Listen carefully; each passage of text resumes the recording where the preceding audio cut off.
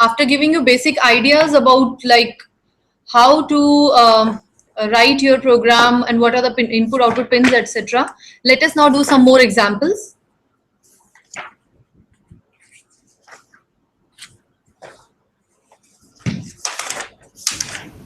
Hello, Yes, sir. Madam. I am Vinay Verma from SRMS Bareilly Center. Yes, sir. Madam, I request you, can we wait for 10 minutes only because our participants are coming now. Okay, sir. Okay. No problem. We can wait. Thank you, ma'am. Okay.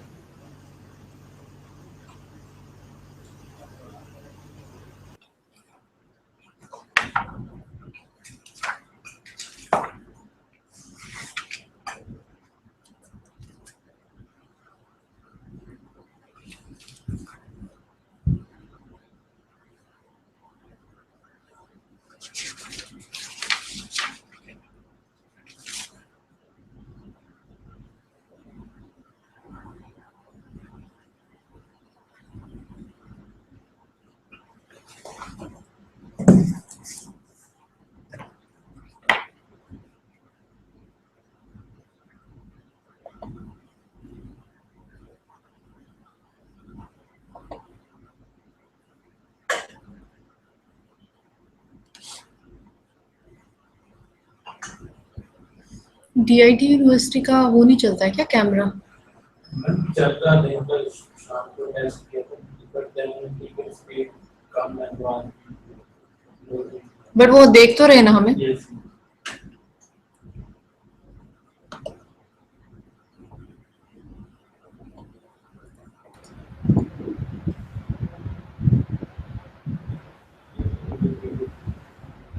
Gandhi Gandhi engineering college. Sir आपको audio video clear है हमारी? Can you see us and hear us?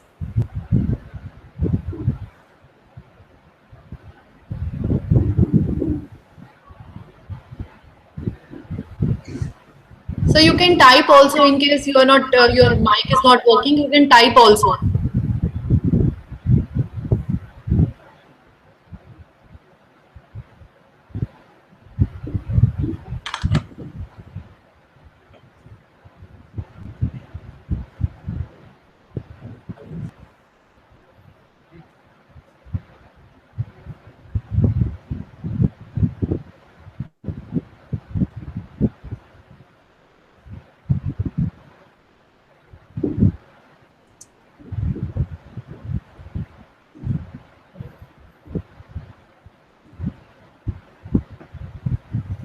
Hello. Yes, sir. Is this Good Gandhi morning, ma'am. College? Good morning, sir. Sir, can you hear us and can you see us? Yes, yes, ma'am. Okay, that is just I wanted to make sure. Thank you. Yes, ma'am.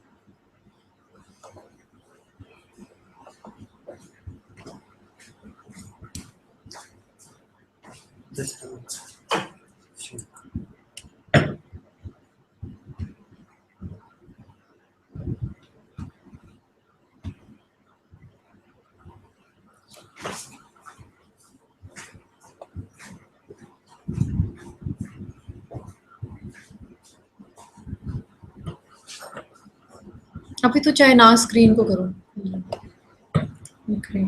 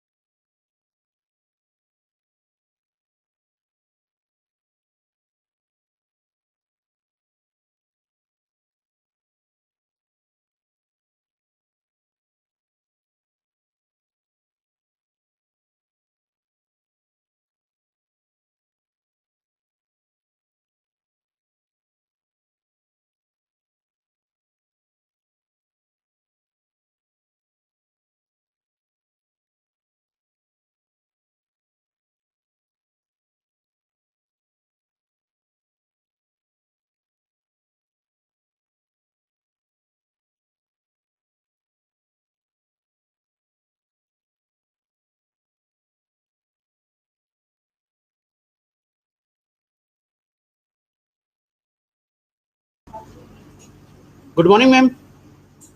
This is SRMS Bareilly. We can continue. Start, ma'am. Thank you.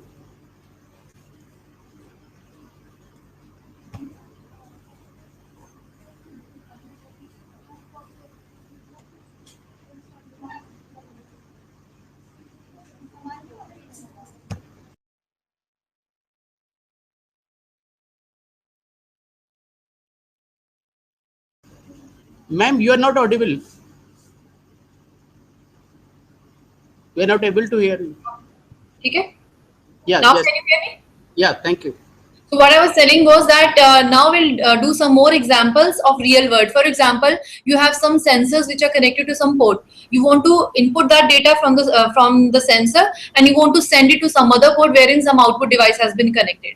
So in such kind of scenario, how to write your program in C? For that, firstly, I will tell you one program. You can see this here. The statement is that write an 8051C program to get a byte of data from P1. Harjot, screen करना था. Yeah, the statement is write an 8051C program to get a byte of data from P1, wait half a second, and then send it to P2. Board use करना. So firstly, I'll explain you.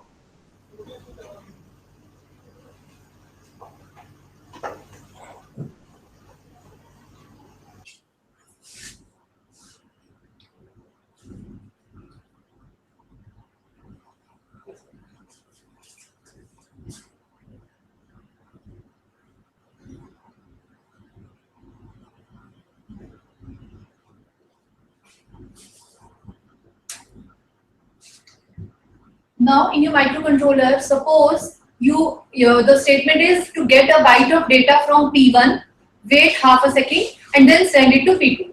So suppose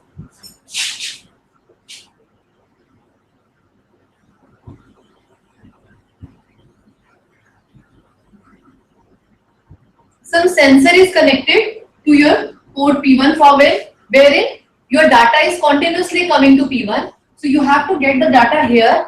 Then you have to wait for half second, that means 500 milliseconds, and then that data is to be sent to this. Now we know that in 805 in C programming, how to assign a data. For example, you used to write P1 is equal to 0x something, let's say. So that ways this data was sent to this. In this case, we have to send the data from P1 to P2. However, we cannot write P2 is equal to P1. This will give a syntax error. We cannot write like this. So what we have to do in such kind of scenario? You are getting a data here. P1 में तो आपके पास data automatically आ ही रहा है. So what we will do is we will make use of one variable. आप कोई भी एक variable ले लीजिए. For example, आपने myByte नाम का एक variable ले लिया. So एक myByte variable है. So firstly, data from P1 will be sent to myByte, and from this myByte, this data will be sent to P2. Now you please tell me that why, because you have taken one variable, I'm asking all the centers if you can answer me, because we have taken one variable whose data is to be sent to P2 and which is getting the data from P1. Now tell me, while declaring it or while defining it, which type of data type, C data type will we be using? Should we use char? Should we use unsigned char, signed char, unsigned int, signed int, or S bit?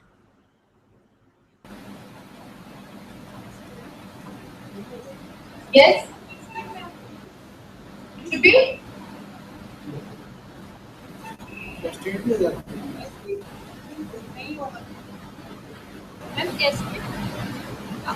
bit? You are saying S bit? No, S bit is for a single bit. अगर आपके पास कोई single bit आएगा तब आप S bit use करेंगे. यहाँ पे हमारे पास क्या डेटा है? Unsigned int. No. See, what you're getting is you're getting a byte of data. That is why I was emphasizing that you have to be very careful while choosing the data type. Byte of data means how many bits? 8 bits of data are coming. And while we were discussing the various data types, we saw that for 8 bits,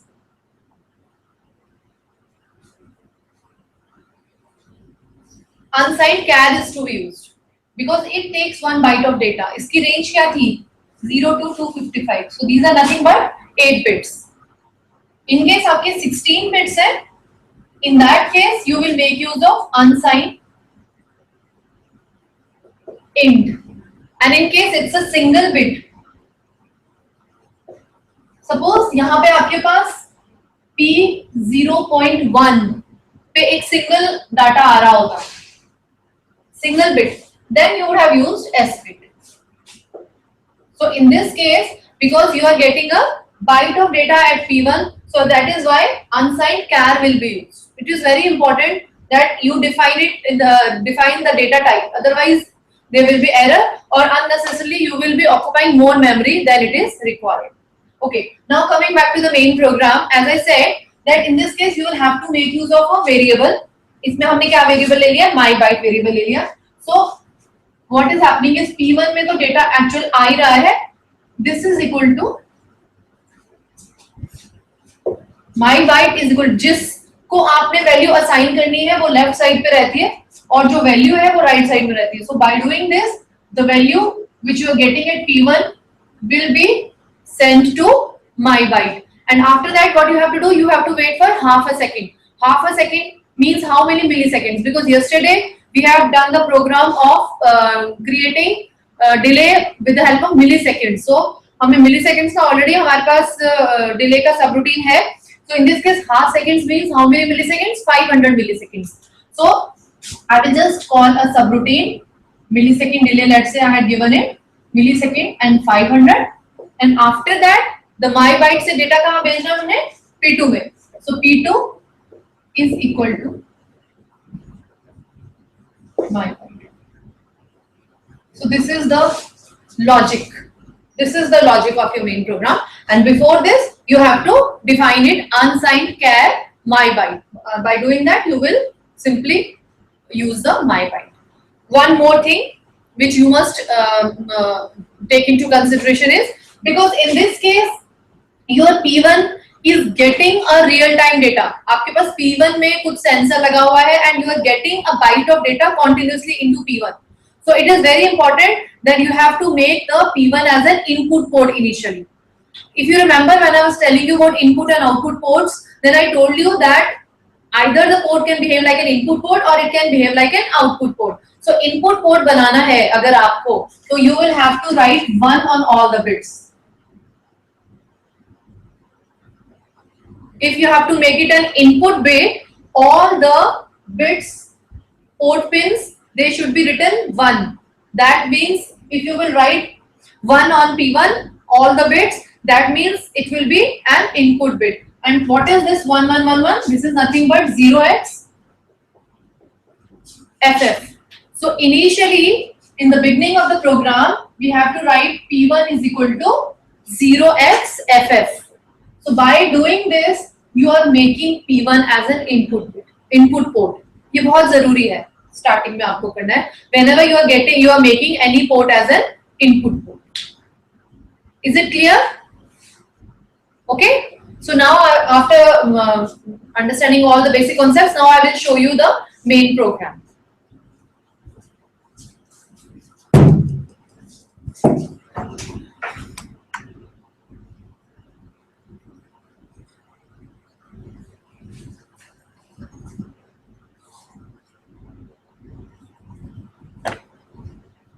See, this is the program. Hash include reg51.h and after that void ms delay unsigned int. हमने क्या किया है, जैसे I told you yesterday, subroutine को हमारे को पहले initialize भी करना रहता है before the main program. Then void main void unsigned char my byte. I told you ना, because आप एक variable ले रहे हैं तो उसको हमारे को, because that is 1 byte of data, so that is why you will take the data type as unsigned char. And then P1 is equal to 0x FF. By doing this, we are making the port P1 as an input bit by making all the bits of port P1 high. And why we are doing this while 1? Because I told you in yesterday's class that in order to make it continuous loop. Either you can use while one or else you can use an empty for loop. So because क्या है कि आपके पास वो जो data है वो continuously आ रहा है ना, so आप एक टाइम तो नहीं आपने बस एक डाटा ले लिया और उसके बाद P2 में भेज दिया, आपको वो continuously उसको मॉनिटर करते रहना है. इसलिए it is very important that you use an continuous forever loop. And then my byte is equal to P1. So whatever value you are getting in P1 will be assigned to the variable my byte.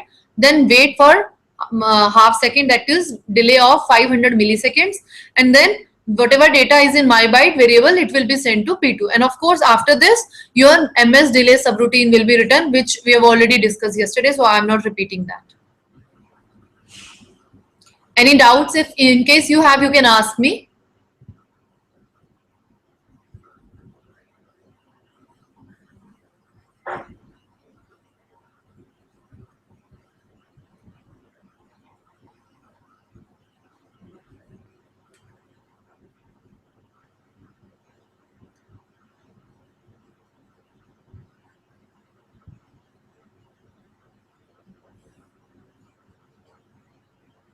I think they are asking something.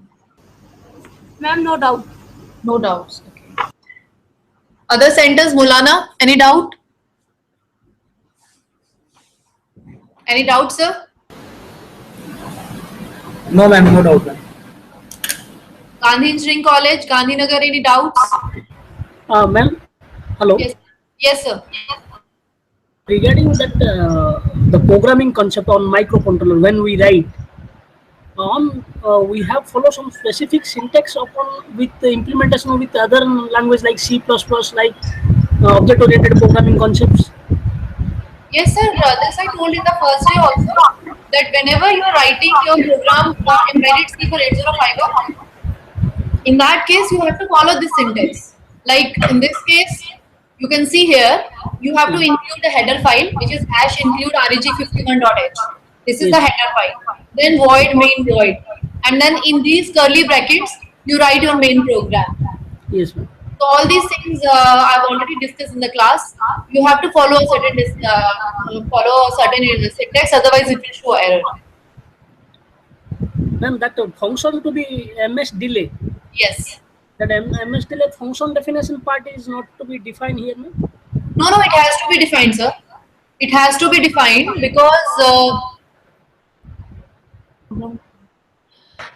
because you are using this ms delay at a later part of the program. तो आपको पहले ms delay main program से पहले define करना पड़ेगा.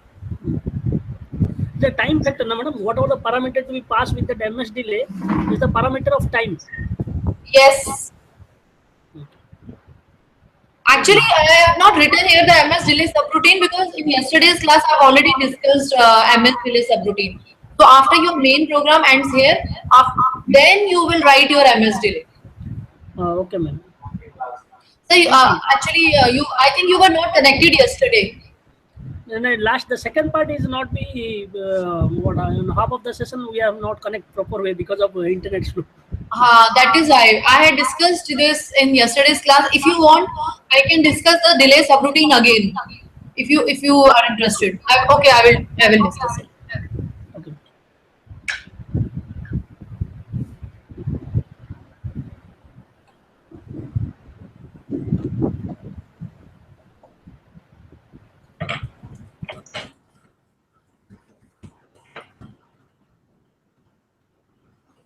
The main thing is that first thing is that why do we need to write a subroutine? Subroutine की definition क्या है? Subroutine is nothing but a small program which is written outside your main program. Why do we need to write a subroutine? Is because suppose you want to perform a certain task number of times. आपको delay देना है, आपने एक बार delay देना है, आपको उसके बाद थोड़ी देर के बाद फिर से डिले देना है, बाद में भी देना है, तो आप ऐसा तो नहीं करेंगे ना कि आप उन इंस्ट्रक्शंस को बार बार मेन प्रोग्राम में लिखते रहेंगे. So what we do is we write those set of instructions separately outside the main program as a subroutine, and wherever we require that subroutine we simply call it. In C language we simply call it by writing the name. For example, in this particular program we have written ms delay and then bracket में जो भी है वो मैं अभी आपको बताऊंगी क्या करना है. Another thing is because you are writing your subroutine after your main program, so it is very important to define your subroutine initially. globally means before you write your main program. For example, this is my main program, which I begin with #include reg51.h. This is basically the header file specifically for 8051. And before you write your main void main, you will define your subroutine here. You can give it any name. In my case, I have given it a name ms delay, millisecond delay, but not necessary. You can give it any name.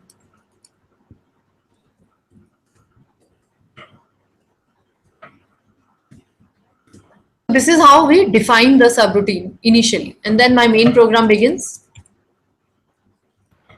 Hello, Yes, sir. ma'am. Is it any requirement to go for specification of that unsigned int? Only if we can go for consider only int, what happens? What are you saying? If we go for only, If we have mentioned that ms delay only int, sir, only int will mean signed int. signed int. But you don't require, na, you are not using negative numbers. The negative numbers we have no requirement. You are not using. Okay. तो उससे क्या हो जाता है, मैं बताती हूँ आपको. अगर आप साइन इंट ले लेंगे ना, तो आपका मैग्नीट्यूड हाफ हो जाएगा. Okay. Because what is happening is, suppose you are using 0 to 65535. This is the range of your unsigned int. Whereas for signed int, it will be -37735 to +37736.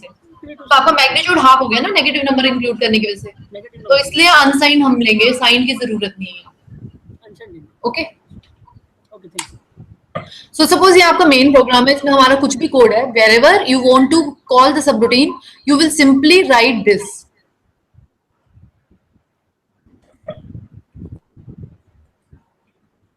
Some value, let's say in this case, I'll explain what does this 500 mean. So, your main program ends here, and now we come to the subroutine. Word ms delay.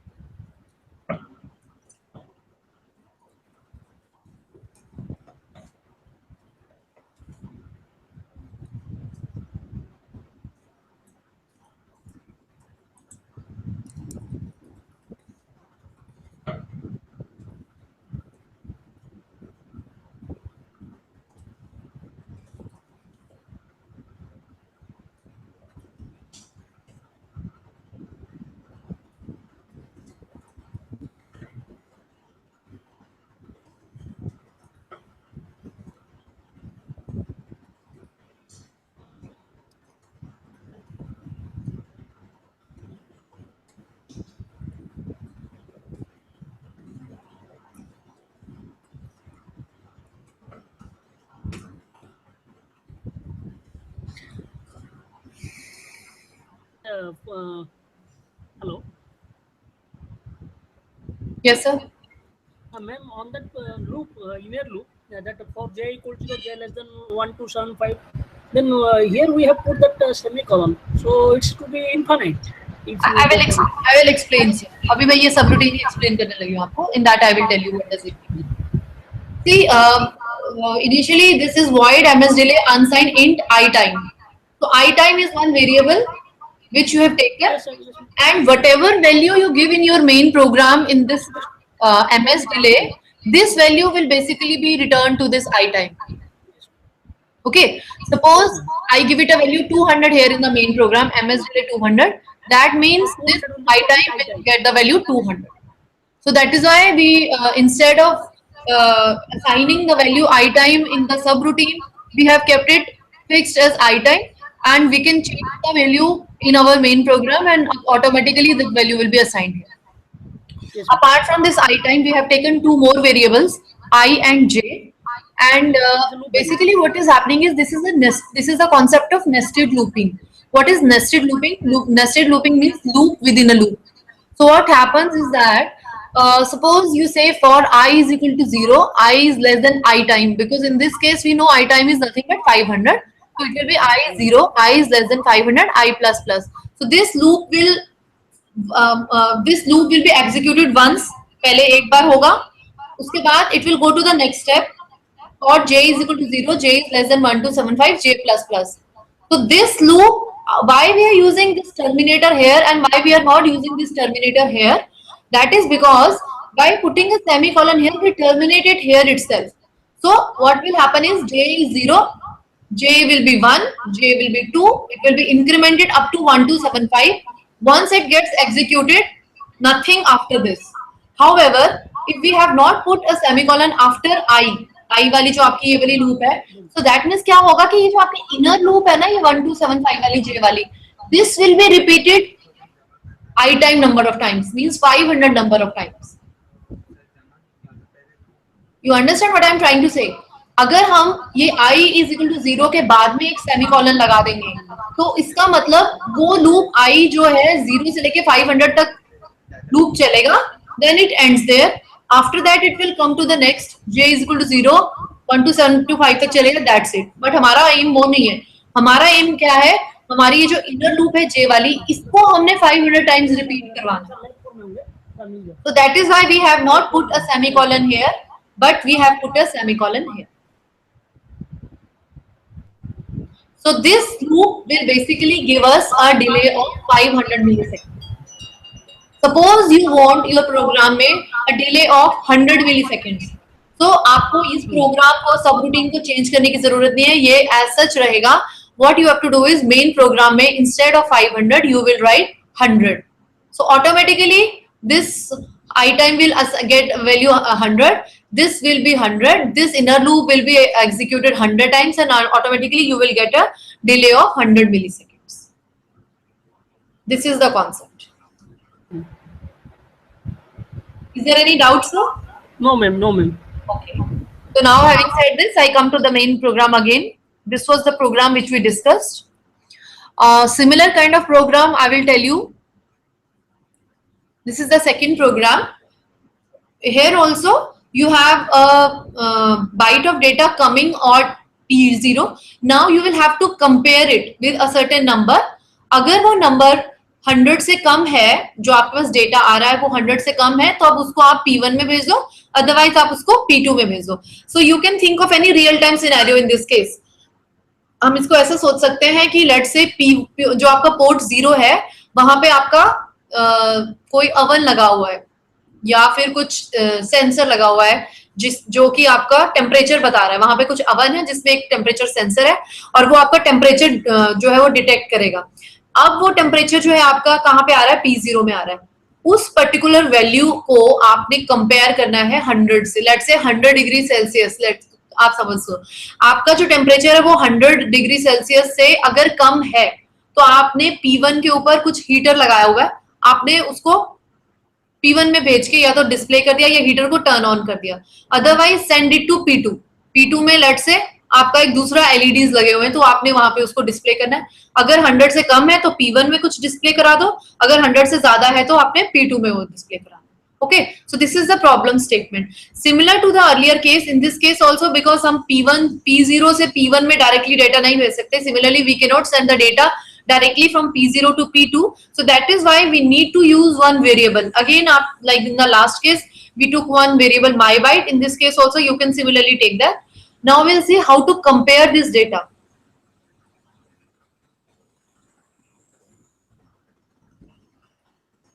Let me write it.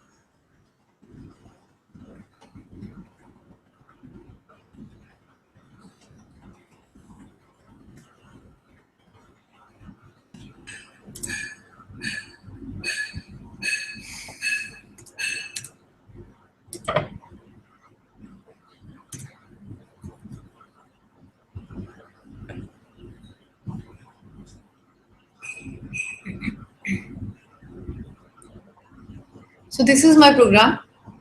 In this case, we have taken one variable, my byte. We have assigned it my byte carry. We have declared it unsigned char, and then p0 is equal to 0xff. What we do is we make the pure port 0 an input port, and then the whatever the value you're getting at p0 is assigned to the my byte by using this instruction my byte is equal to p0. Then we compare the variable my byte with 100. So if my byte is less than 100, p1 is equal to my byte, else p2 is equal to my byte. Now can you tell me इस particular program में one more instruction should be there. ये हमने जब last programme इससे पहले वाला किया था तब मैंने आपसे डिस्कस किया था कि वो बहुत जरूरी है. Now आप प्लीज एक बार इसको ऑब्जर्व कीजिए इस पर्टिकुलर प्रोग्राम को and tell me what is missing in this. Take your time. You can discuss also with each other and then let me know what is missing in this.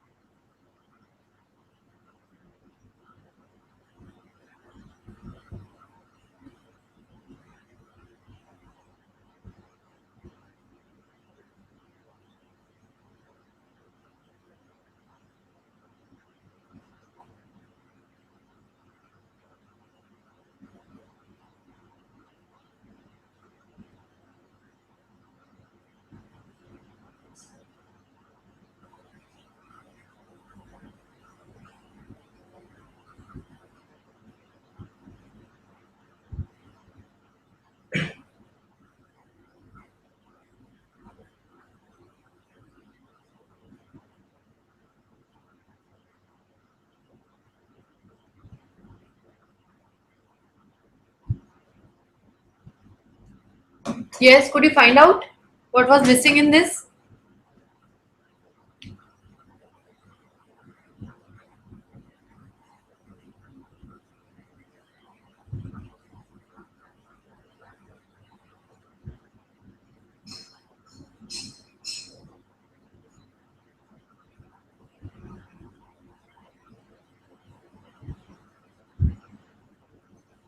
SRMS Bareilly. Yes, ma'am. Ma'am, I think while loop is missing Yes, very good. for infinite. That's the right answer. Yes. Actually, in the earlier program also, I discussed that whenever you are getting a real-time data, it has to be continuous monitoring. आपको उसको continuous monitoring करनी है हमेशा. By default आपको हमेशा एक while one या फिर empty for loop उसमें आपको लगाना पड़ेगा. Otherwise वो क्या हो जाएगा कि एक बार डेटा आया 100 से कंपेयर कर लिया, अगर लेस है तो आपने P1 में भेज दिया, otherwise P2 में भेज दिया. But it has to be, the data has to come continuously. So in this case we have to use a while loop here.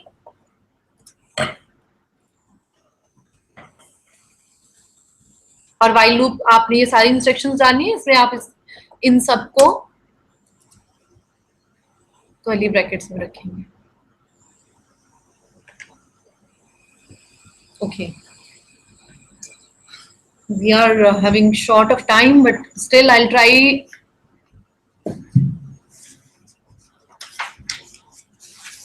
to cover a very important interfacing, that is ADC interfacing.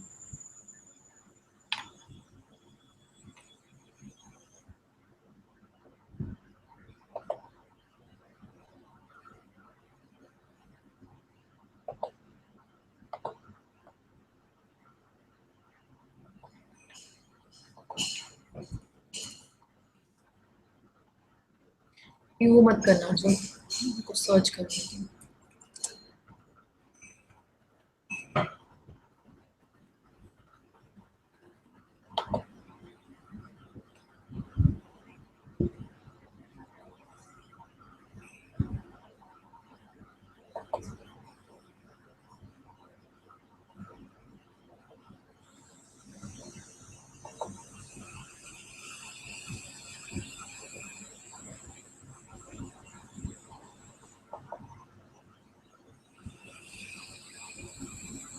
Okay. Now when we talk of ADC interfacing, why ADC interfacing is very important? Because whatever sensors you want to use in the real world, what value they give us? They all give us analog values. For example, if you want to measure the temperature of this room, suppose you want to measure humidity of this room, suppose you want to measure pressure of some process, you want to measure any other physical quantity. All of these are they sensors. What do they give you? They convert these physical quantities into voltages or currents. However, the microcontroller, it works only on digital. It only understands zeros and ones. It doesn't understand any other language. So it is very important that whenever you are doing any kind of interfacing, you have to interface A to D converter with the 8051. Of course, nowadays microcontrollers are coming with inbuilt ADCs. However, our conventional 8051 does not have inbuilt ADC. So that is why it is very important to interface an ADC with 8051. Now ADCs are of many types. There are parallel ADCs and there are serial ADCs. Serial ADCs are max series. But today we are going to discuss one kind of parallel ADC, which is ADC 0804. Now before I tell you more about ADC 0804, there are two terms which are very important in case of an ADC. ADC क्या है? Basically analog to digital converter. So that term is basically your resolution. जब भी आपने कोई भी IC select करनी है इसकी ADC की, there are two things which you must see in its data sheet. All these things are given in the data sheet itself. One thing is the resolution. Suppose you are saying n bit resolution. So now n can be 8, it can be 10, it can be 12, it can be 16 or even 24 bit.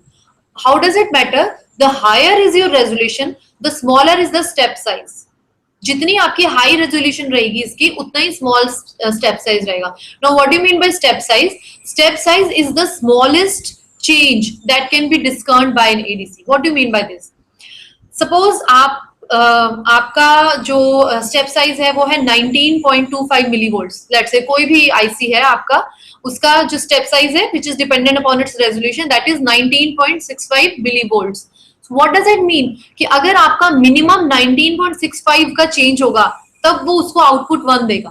Suppose इससे कम है, suppose आपका 6 millivolt का change तो था, but because उसका step size ही 19 point something है, उसकी वजह से उसने वो जो 6 मिलीवोल्ट का चेंज था उसको उसने इग्नोर कर दिया. सो उसकी वजह से आपकी आउटपुट के ऊपर जो है उतनी रेजोल्यूशन या उतना एक्यूरेसी नहीं आएगा. सो हायर योर रेजोल्यूशन, जैसे 8 बिट के बाद 10 बिट है, फिर 12 बिट है, 16 बिट है, 24 बिट है, तो आपको वो स्टेप साइज जो है वो और छोटा जाएगा. मींस आपकी जो चेंज डिटेक्ट कर सकता है एडीसी वो और कम हो जाएगा. So this is very important. The another factor which is you should take into consideration when you are choosing a particular ADC is the conversion time. So conversion time is also mentioned in the data sheet of the ADC. Now quickly we will have a look at the IC which we are going to discuss today. This is ADC 0804. As you can see from here, this is the data sheet of ADC 0804. Quickly I'll tell you. The pin number 1 is the chip select pin. Basically chip select pin is basically active low pin, and you have to make it a ground. It is used to connect, or it is used to basically select your ADC. Okay, and then on pin number 2 we have the read pin. This is also an active low pin. Read pin basically क्या होता है कि जब भी आपकी conversion हो रही है IC के अंदर analog से digital, the digital data it is stored in the internal registers. In order to take it out from the internal registers to send it to some other place output, आपको read pin के ऊपर एक high to low pulse देनी पड़ती है. So it's very important. Yeah, you have to apply a high to low pulse to the read pin. After that, the digital data which is stored in the internal registers, it will show up at the D0 to D7 data pins. After that, on pin number 3, we have the write pin. Write pin is also basically active low pin only, and इसका एक और नाम है, that is known as start of conversion. What do you mean by start of conversion? See, how does your ADC know when I have to start converting the analog data to the digital data? One thing is that you have to make the chip select as 0. Another thing is you have to give a low to high pulse to this write pin. Only once it gets this low to high pulse, then it will start converting. ठीक है. Then we have on pin number 4 and pin number 5 we have clock in and clock R. Clock in and clock R basically क्या होता है? There are two ways. या तो आप इसको जो clock है वो externally दोगे ADC को, but it also has got its own internal clock generation. अगर आपने वो internal clock generation use करना है तब आप अपने पिन नंबर 4 पे क्लॉक इन और क्लॉक आर के ऊपर एक रेजिस्टेंस और एक कैपेसिटेंस जो है वो लगाएंगे. Now what does it affect? Basically जो आपका कन्वर्जन टाइम है ना, जो मैंने आपको बताया था कि एडीसी के लिए कन्वर्जन टाइम बहुत इंपॉर्टेंट होता है, that is dependent upon the values of this capacitor and resistor. How does it, कैसे हम इसको वैल्यू लेते हैं? That is given by the formula F is equal to 1 divided by 1.1 RC. This is the frequency. Basically R and C की जो भी values होगी इससे आपकी ADC की फ्रीक्वेंसी जो है वो कैलकुलेट होती है. कैसे? हम मोस्टली R की जो वैल्यू है इसमें 10K का रेजिस्टेंस लेते हैं और कैपेसिटेंस जो है वो हम इसमें 150 पिकोफैरेड्स का कैपेसिटेंस लेते हैं. So now if you put this 10K and 150 picofarad values in that F formula, that is 1 upon 1.1 RC, then you get frequency as 606 kilohertz. Always remember this. And conversion time जो है वो है हमारा 110 microseconds. So this is how we calculate the conversion value. Then next pin is pin number 5, that is interrupt pin. Interrupt pin is also very important. It basically indicates the end of conversion. Normally interrupt pin is high. See why I'm telling you all these things, because यही concepts आपके programme जब हम लिखेंगे तो ये सारे concepts आपके programme लिखने में आपको तभी समझ में आएंगे अगर आपको हर पिन का फंक्शन पता चलेगा. So interrupt pin का क्या होता है? Normally this pin is high. So what you do in your program is you keep on monitoring the interrupt pin.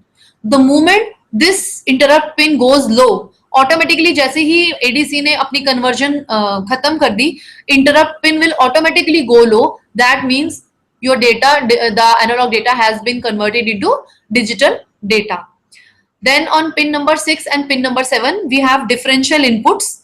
Normally क्या होता है कि हमारा जो वी इन नेगेटिव है वो ग्राउंड करते हैं हम, इसलिए इन इफेक्टिव आपका जो एनालॉग इनपुट है वो हमारा वी इन पॉजिटिव ही रहता है. So whatever analogue value you are giving, you give on the pin number 6. And then as you can see on pin number 8 and pin number 10 we have two grounds here. आपके analogue and digital ground जो है यहाँ पे separately दिए जाते हैं, because switching जो है इसमें काफी फास्ट होता है, उसकी वजह से ट्रांजिएंट्स जो है वो जनरेट होते हैं, तो वो अफेक्ट ना करे एडीसी की ऑपरेशन को, इसलिए we give separate analogue and digital grounds. And on pin number 9 we have we reference by 2. I'll tell you later on what is the significance of this. And on pin number 20 we have VCC. VCC is basically plus 5 volt supply which is given to it. Normally VCC is taken as a reference. Suppose आपका ADC का 0 to 5 volt की range है, आपका ADC की जो conversion है उसको आपका जो input है वो 0 से 5 volt की range में है, तब तो आप VCC को ही V रेफरेंस ले लेंगे. और जो पिन नंबर 9 की मैं बात कर रही थी, V reference by 2, that is left unconnected in that case. But suppose there may be some other cases also where you may want to keep the range apart from 0 to 5 volt के अलावा आप वो कोई range लेना चाहते हैं, तो उस केस में हम क्या करेंगे, पिन नंबर 9 जो है V रेफरेंस बाय 2 को हम इनपुट वोल्टेज जो है वो अकॉर्डिंगली दे देंगे. सो अगर सपोज आप इसको 4.96 वोल्ट की रेंज देना चाहते हैं तो उसकी हाफ वैल्यू जो है वो यहाँ पे आप देंगे, सो ऑटोमेटिकली आपकी जो रेंज है वो डिफर कर जाएगी. Then pin number 18 to pin number 11, these are basically D1 to D7 are the digital outputs. So whatever values you are getting in the internal register, as I told you, ADC ने analogue से digital में convert करके internal registers में जो data होता है that is then taken out at D0 to D7. So what is the sequence? Sequence of operation क्या है आपका? One thing is you have to make the chip select as 0, because chip select को 0 करेंगे तभी आपकी ADC जो है वो select होगी. उसके बाद the first step is send a low to high pulse to the right pin. Right pin इसका second name क्या है हमारा? Start of conversion.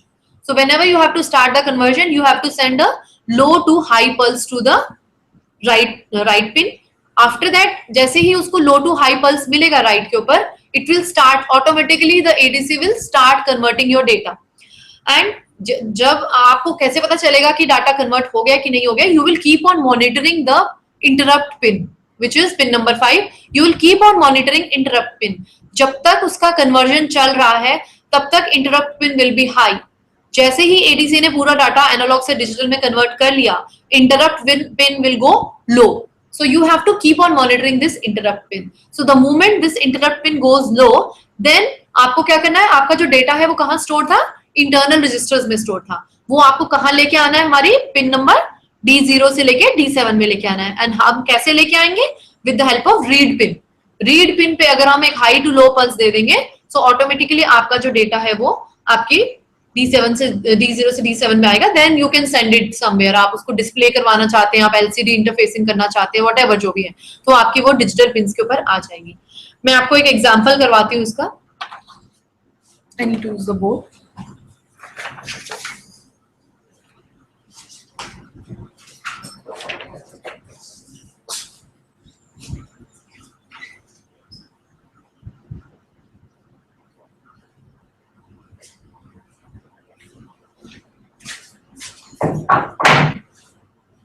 Firstly, I will make the connections of ADC with 8051.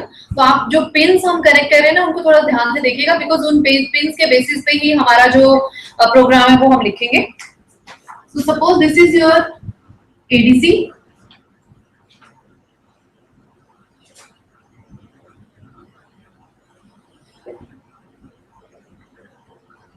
Because this interfacing, why it is very important, because आप कुछ भी sensor interface अगर इसके साथ कर रहे हैं तब आपको एडीसी की इंटरफेसिंग तो चाहिए ही चाहिए, बिकॉज एनालॉग को डिजिटल में डेटा को कन्वर्ट करना है.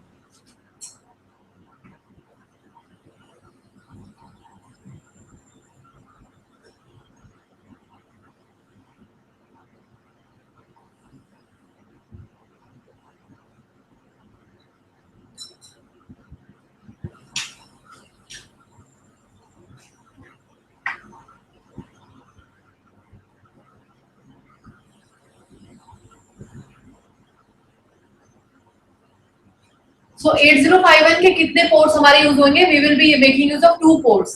One port will be for this data.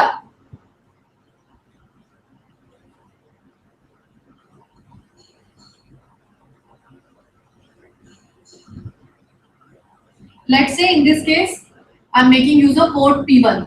So P1.0, P1.1, etc.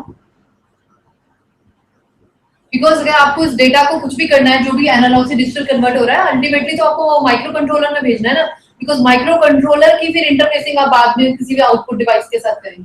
So for that I am making use of the port P1. And for these control lines, what are these known as read, write, interrupt etcetera, they are known as control lines. So इसके लिए भी हमारे को एक port use करना पड़ेगा. Let's say we are making use of port 2. सो P2.0, P2.1 and P2.2.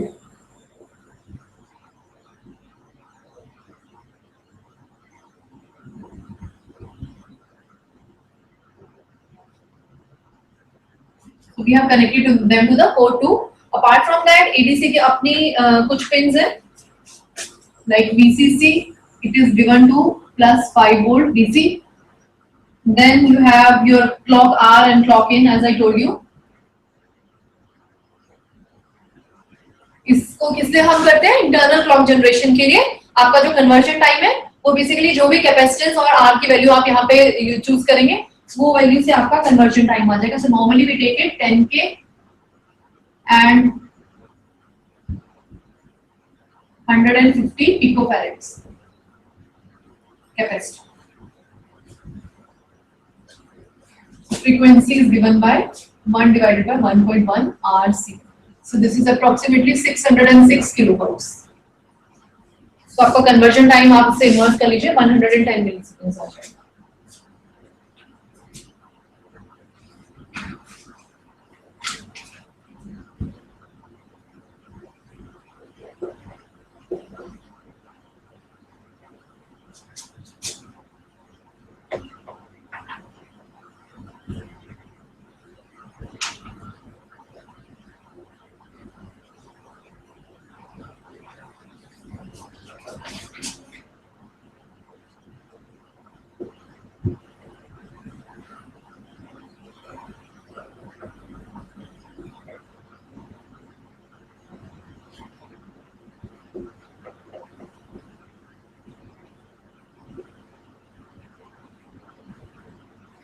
for simplicity what we have done is एक तो हमने V negative को हमने ground कर दिया, so that means ineffective आपकी जो what we have done is हमने यहाँ पे एक port लगा के देखा कि let's say ये हमारा जो port है ये हमारे को क्या देगा, एनालॉग वोल्टेज दे रहा है और आप इस port को वेरी कर सकते हैं, वेरी करके आप अपना डाटा भी जो है वो वेरी कर सकते हैं, या फिर आपका यहाँ पे कोई सेंसर भी हो सकता था, so वो हमारा कहाँ जा रहा है, V in प्लस में जा रहा है, because V in माइनस हमने क्या कर दिया है, हमने उसको ग्राउंड कर दिया है.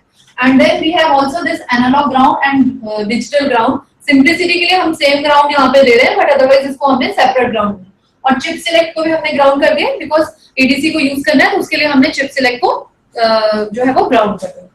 Now, what is the operation? Chip select is already ground. What will happen is, firstly give a low to high pulse to right pin. Where is this right pin connected? It is connected to P2.1. तो basically हमने जो programming करनी है वो तो हमने इसकी इन port pins की करनी है ना, so it should be very important that you know कि किस पर्टिकुलर पिन के ऊपर क्या कनेक्टेड है. After that what is the second step? Keep monitoring interrupt pin. तो इनइफेक्टिव हमने मॉनिटर करना किसको है, इंटरप्ट पिन कहां पे कनेक्टेड है, P2.2 पे. So we have to keep monitoring this P2.1, sorry P2.2 till this value becomes low. So जैसे ही ये value low हो जाती है, what will it indicate? It will indicate that the conversion has ended. So conversion अगर हमारी ended हो गई है, if interrupt pin is low हो गया means convert उसने कर लिया है. So where are all the where is the digital data stored? It is stored in the internal registers. And where do we have to take it? We have to take it to the digital pins D0 to D7. And how we will do that? By sending a high to low pulse to read pin.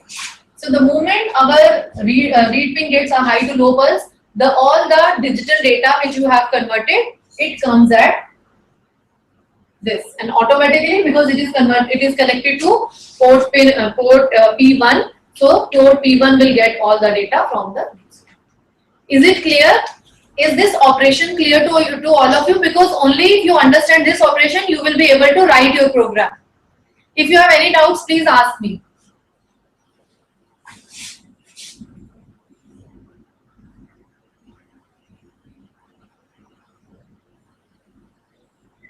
Yes, from Gandhi Engineering College. Gandhi Engineering College, any doubts, sir? Any doubts? SRMS. SRMS Bareilly, any doubts? No, ma'am. No, ma'am. MMU Mulana? MMU Mulana, any doubts? No, ma'am. Okay, thank you so much.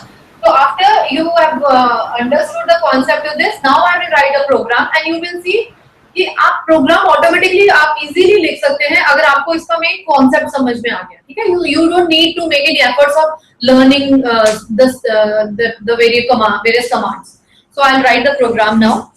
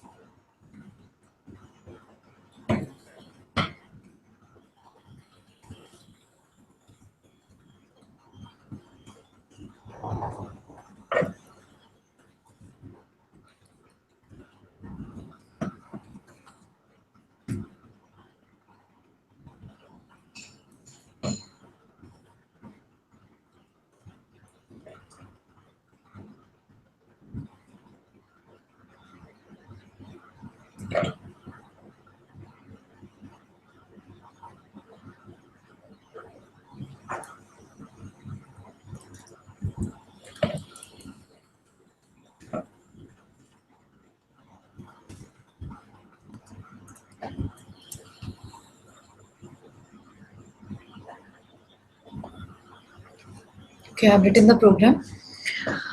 This is the program.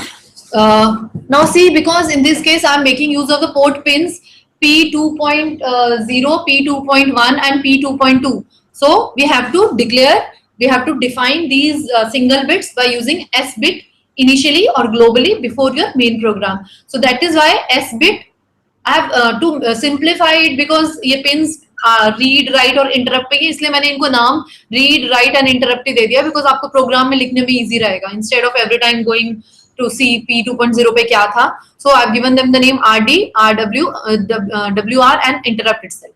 Now coming to the main program, why I have done P1 is equal to 0xFF, because P1 is acting like an input port here. जो भी data आपके पास digital data ADC से मिलेगा, that is input to the port P1. So that is why it is very important that initially you make the port P1 as an input port.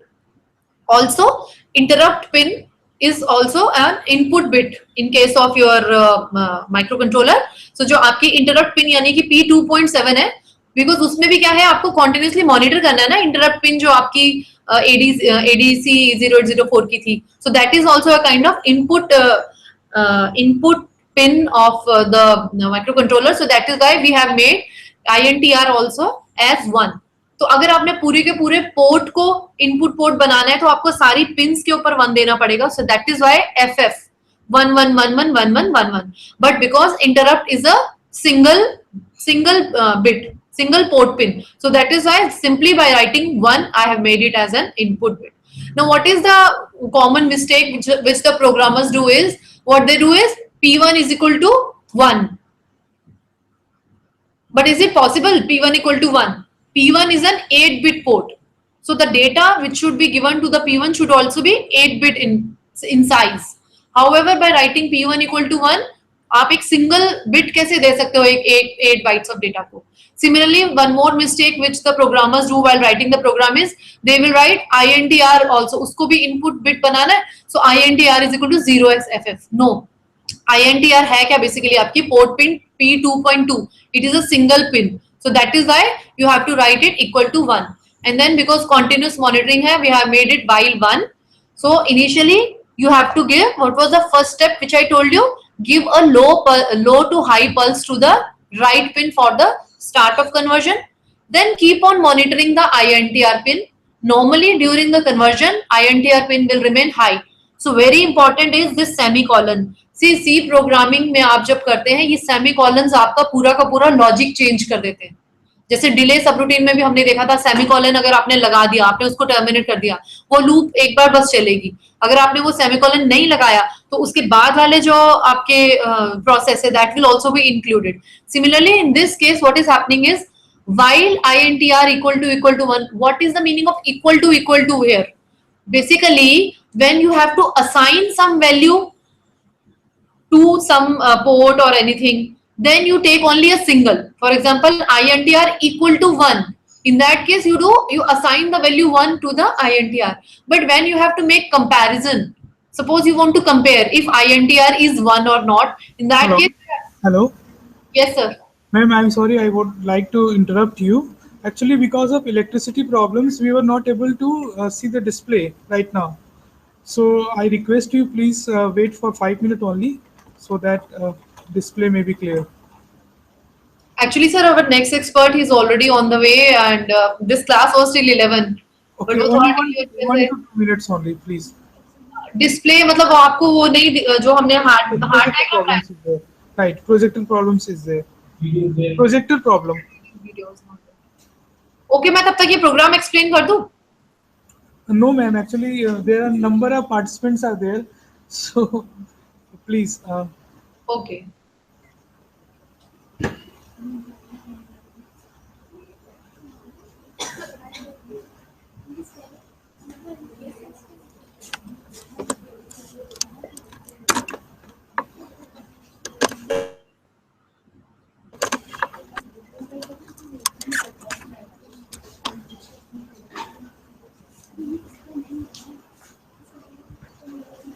5 minute नहीं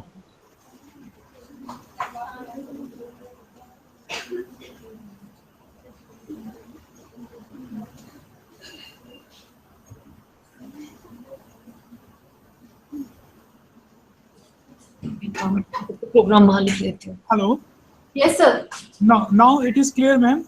Please repeat the program once again. Yeah, what I will do is for your convenience, I will write the program here itself along with the diagram which you were not able to see earlier. Thank you, ma'am.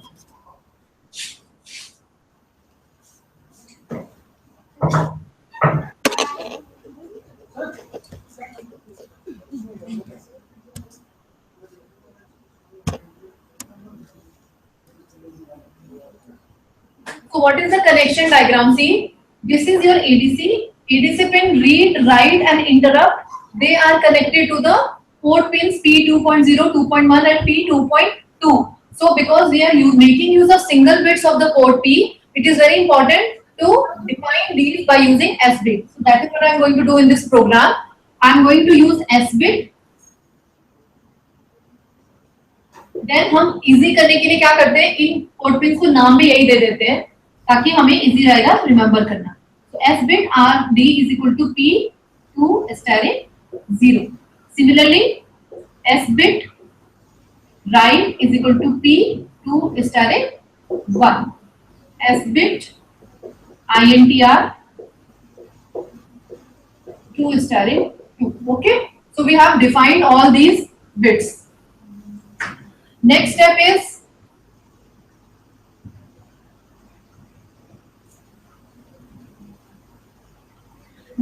is because your port P1 it is connected to the digital pins, output pins of the ADC. So यहाँ से जो data है आपका जो भी convert होगा digital pins पे, that will come to the port P1.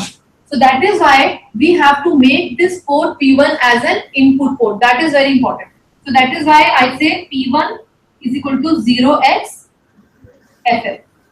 What I am doing is, by writing P1 is equal to 0x FF, I am make P1 an input. Okay. Similarly, INTR pin is also an input pin to the microcontroller. So this pin also, जो आपकी INTR pin basically I'm talking of is P2.2. P2.2 is an input because ये इसको क्या है, यहाँ से जो इसका INTR से डाटा आप basically continuously monitor करेंगे ना. So this P2.2 जिसको हमने नाम क्या दिया है INTR, this will also be made an input bit. अब इसको हम input bit कैसे बनाएंगे? By giving it a high. So simply by writing INTR equal to 1. INTR, by making this INTR equal to 1, I am making this as an input bit. Okay.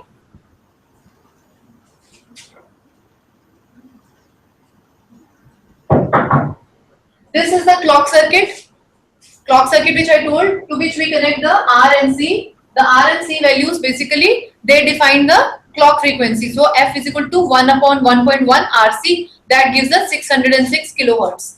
And the analog data, which is in this case, it is with the help of this 10K ka pot. V in negative is ground. For simplicity, हमने analog ground और digital ground को common ground दे दिया और chip select को भी हमने common ground कर दिया because तभी हमारा ADC 0804 select होगा जब हमारा chip select जो है वो 0 होगा. So in the program, what is the first step? First step is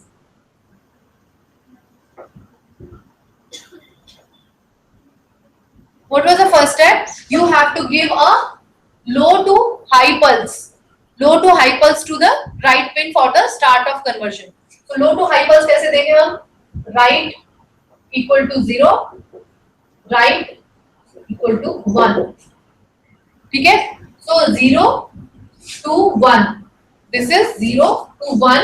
This is how you give a low to high pulse to the right.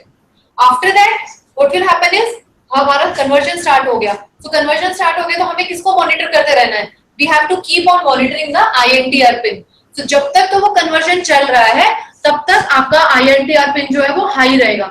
The moment your conversion ends, INTR pin will go low. So we have to write the command while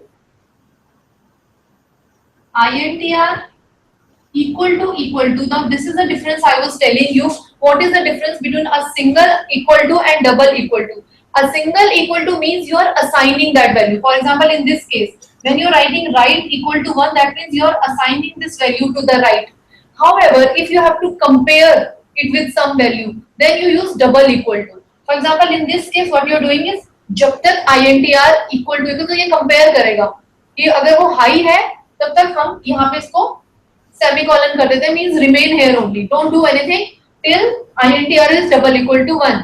अभी क्या हो जाएगा, जैसे ही आपकी conversion end हो जाएगी, so automatically INTR will become equal to 0. So ये condition जो है ये फॉल्स हो गई. It will go to the next step. So the moment your conversion ends, where is your data which is converted? It is in your internal registers. और उसको internal register से हमारी पोर्ट पे जो आपके D0 से D7 में लाने के लिए हमें क्या करना पड़ेगा, हमें रीड पिन के ऊपर एक हाई टू लो पल्स देनी है. How do we give it? Simple, RD equal to 1 and RD equal to 0. So this is nothing but high to low pulse is given to this. So this was nothing but start of conversion. The moment this condition becomes false, that indicates end of conversion. All your data is stored inside the internal registers. They are to be taken to the digital output pins. How do you do that? By giving a high to low pulse to the read. That's it. Then आप इसके बाद में आपके पास जो भी data है आपको उसको डिस्प्ले करवाना है, एलईडी पे ले जाना है, एलसीडी पे ले जाना है, जो भी करना है वो प्रोग्राम आप इसके बाद कर सकते हैं. बट मेनली एडीसी की इंटरफेसिंग के लिए these steps are important, and for that you write your program in this. Now tell me if you have any doubts.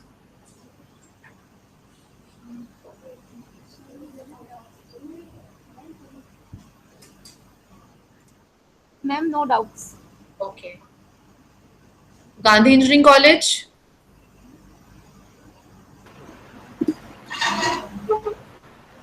Gandhi Engineering College, any doubts? Yes, ma'am. Any doubts you have? No, ma'am. No, ma'am. Okay. MMU Mulana? No, ma'am. Okay. So we have come to the end of lecture. We did basically some interfacings. I told you about some real world applications wherein port pins are used. For example, how to get a real-time data at port 0. You have, if you want to give some delay in between and then send it to some other port, or else you want to compare that particular data with some value and then send accordingly, decide where it is to be sent. And then we did a very important interfacing, that is ADC interfacing. We saw one parallel chip ADC 0804, its pin configuration, how to connect this pin, ADC to 8051, and accordingly write your program in C for ADC. So we'll meet again after 15 minutes. We'll take a 15 minutes of tea break, and then we have another expert lecture with us who will be telling you some more real world interfacings. Thank you.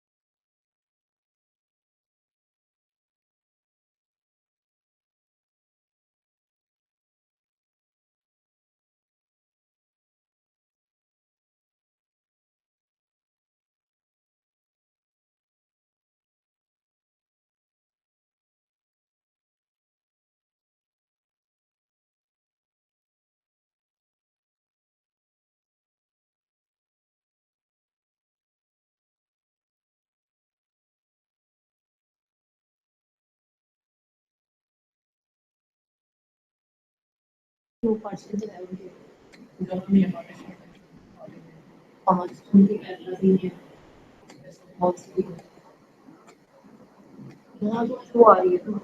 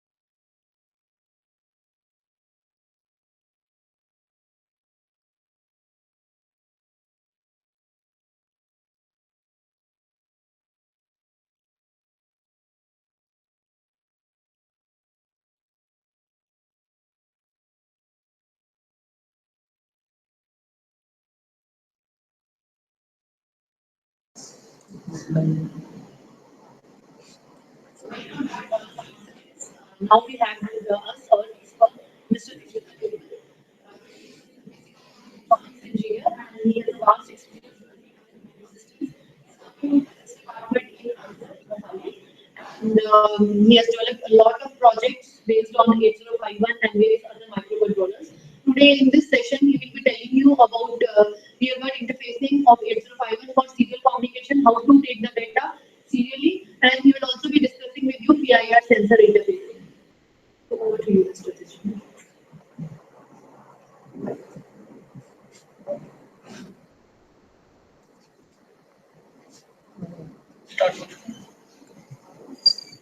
Good morning, all of you. My name is Tejendra Devan and I'm from Isomali. So today I'm going to explain some Proteus simulations in which I'm connecting some Hello? external. Hello? Yes. Sir, you are not clearly audible. Hello. Hello? Sir, Now, your voice is not coming very clearly. okay. Let's write. Let's write the problem. Now am I audible?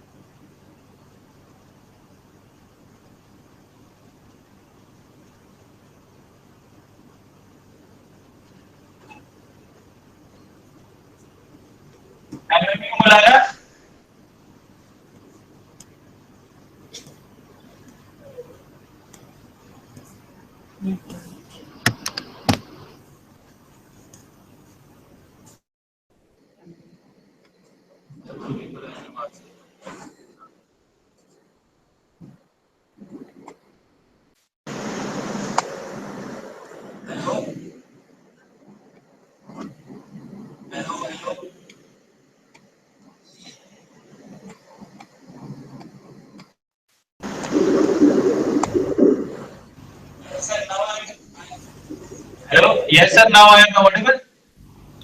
Sir, still there is something problem. Not clearly audible.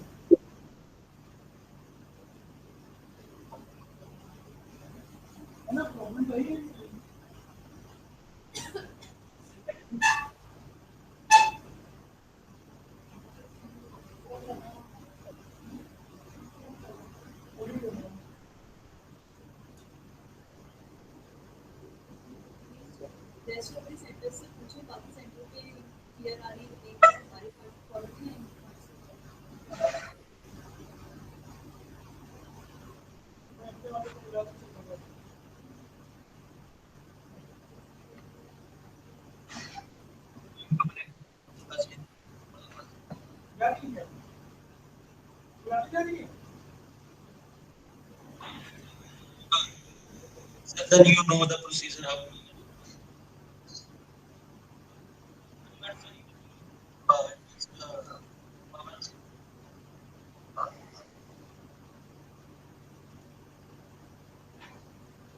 so then I'll call you in evening, 4 o'clock, right?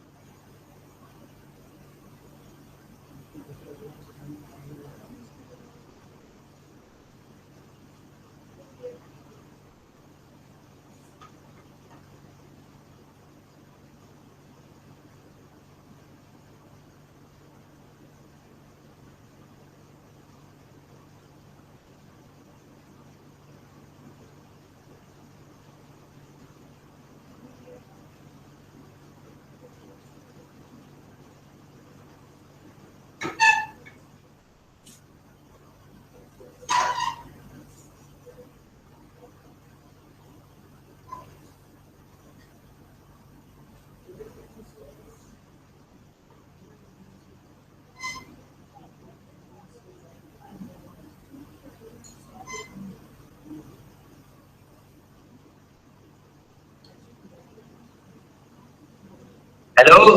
At SNMS. Hello. Hello At SNM. Sir अभी clear है? अभी clear नहीं आ रही है sir, अभी रुक रुक के आवाज आ रही है। अच्छा रुक रुक क्या रही है सर? हाँ जी कट कट के आ रही है आवाज, मतलब ब्रेक है, आवाज में ब्रेक है। सर देन वो तो इंटरनेट स्पीड के कारण आपकी ना स्पीड आई थिंक कम है तो वो इस करके रुक रुक के आ रही है।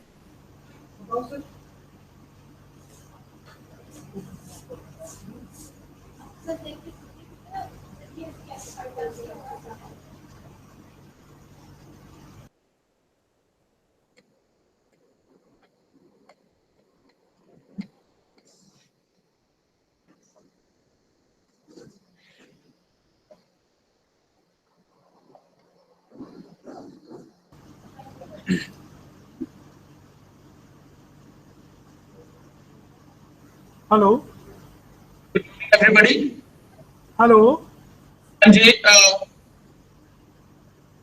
जी बोलिए sir please say something continuously so that we may check. So today we are going to do some real world interfacing with Proteus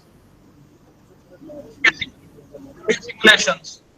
Sir, actually, sir, please, I feel that there is something problem in your mic. Uh, Sir, are you able to hear me continuously? Yes, I'm able to hear you. But we are not able to hear you continuously. Okay, let us confirm from the other centers that they are. Yes, sir, definitely, sir. Please confirm.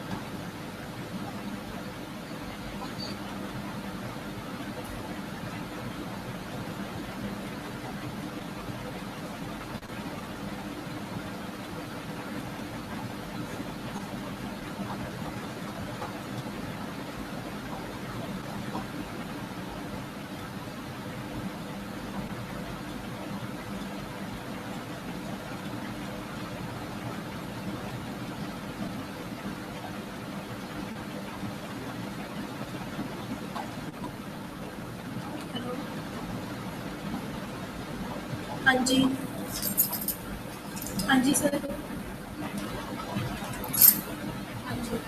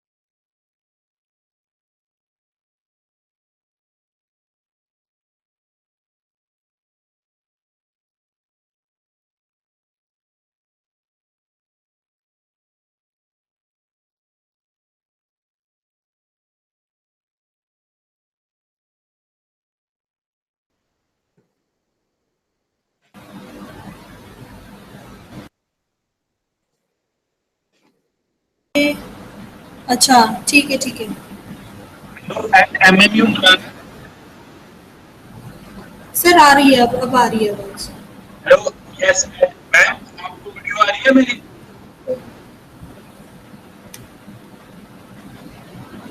Hello, at MMU Mulana. जी sir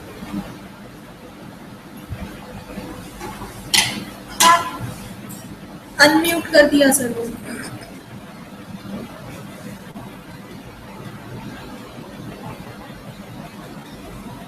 hello, at MMU Mulana. ठीक है sir we are clearly audible अच्छा ma'am, आपको audio but आप respond नहीं कर रहे थे ना पहले। सर अच्छा मैम, अभी आपको क्लियरली ऑडियो आ रही है?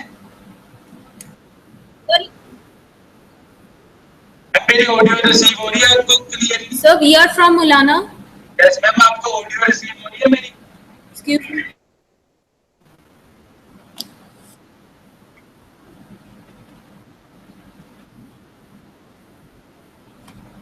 Sir it's clear no ma'am, अभी क्लियरली ऑडियो मिल रही है आपको?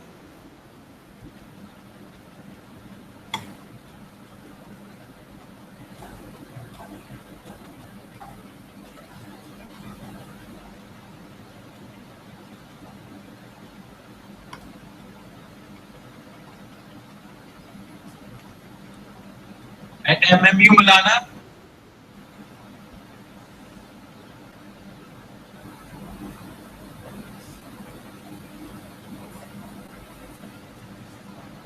SRMS,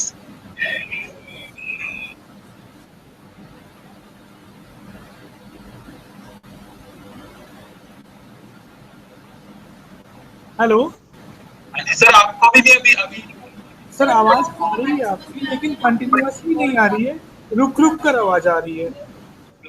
it is not clear.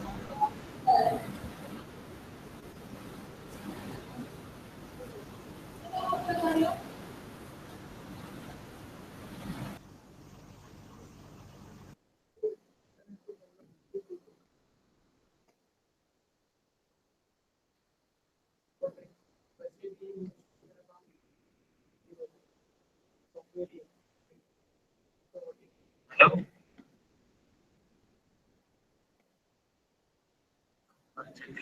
Sir आपको भी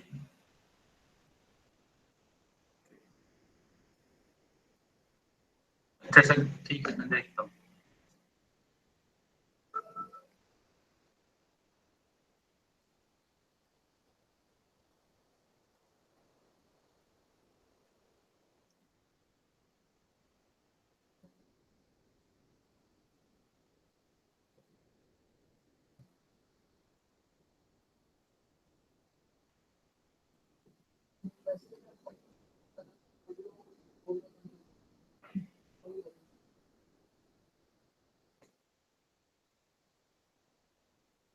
SRMS, hello.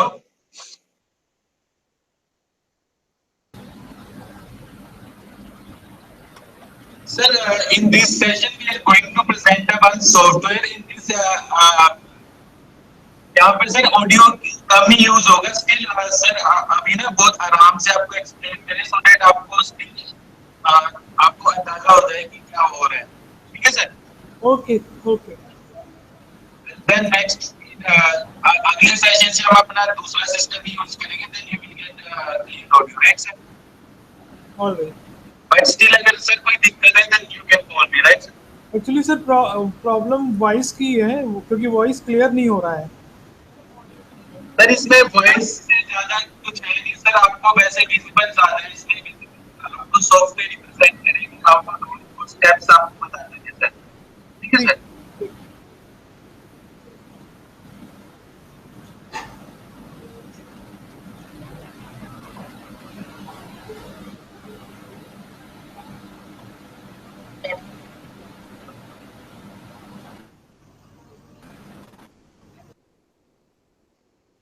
So we are resuming. Today we do some real world interfacing with Proteus.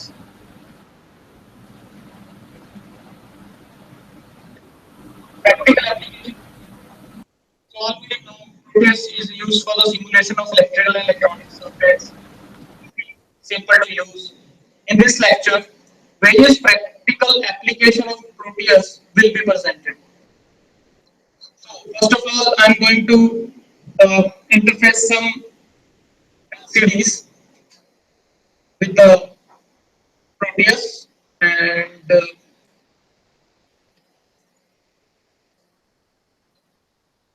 so this circuit, this is a 2x16 LCD, and it's connected to a microcontroller. So this device is capable of receiving serially data.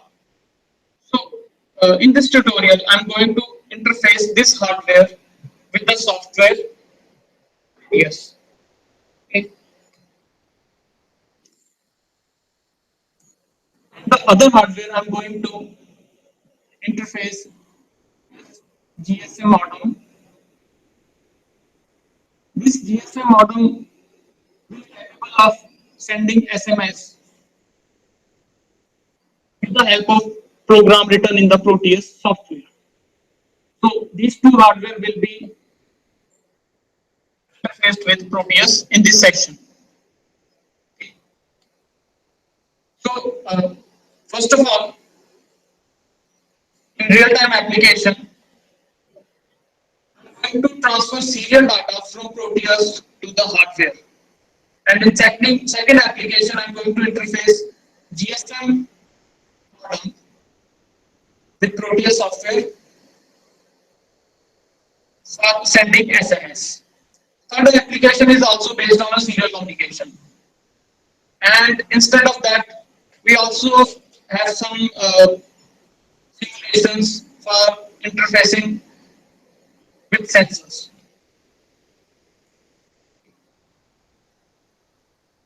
So let's proceed to the software section. Next, we will continue from the software and no PPT will be presented.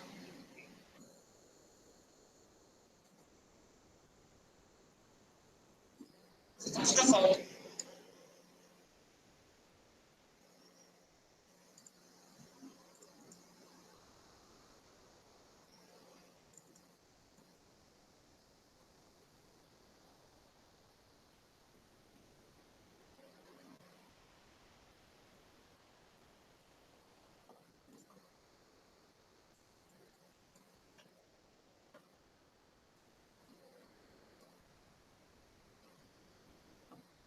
in every computer, there's a serial communication port.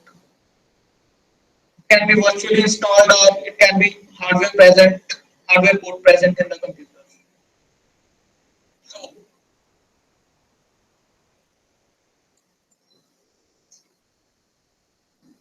in this tutorial, I'm making a terminal software with the help of a Proteus. With this little program, we can able to send data serially to the port of laptops, serial ports. Okay.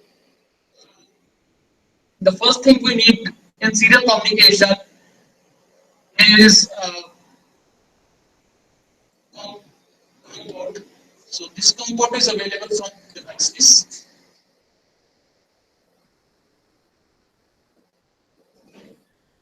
In this case, I am assuming that you are well aware of the software Proteus, basic tools, like selector options, and another various features of Proteus. So, in first tutorial,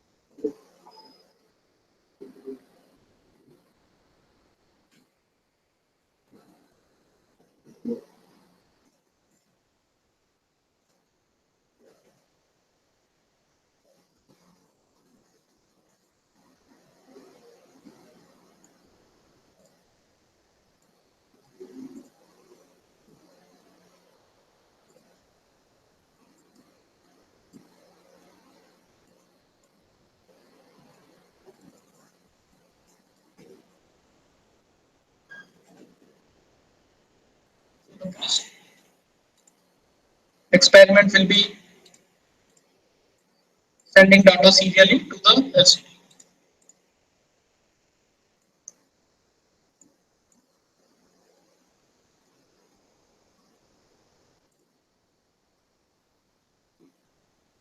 The first component we need is going to the component mode. This is here representing a component mode, and clicking on a key, we will get the list of the components that we need. Then in the miscellaneous section,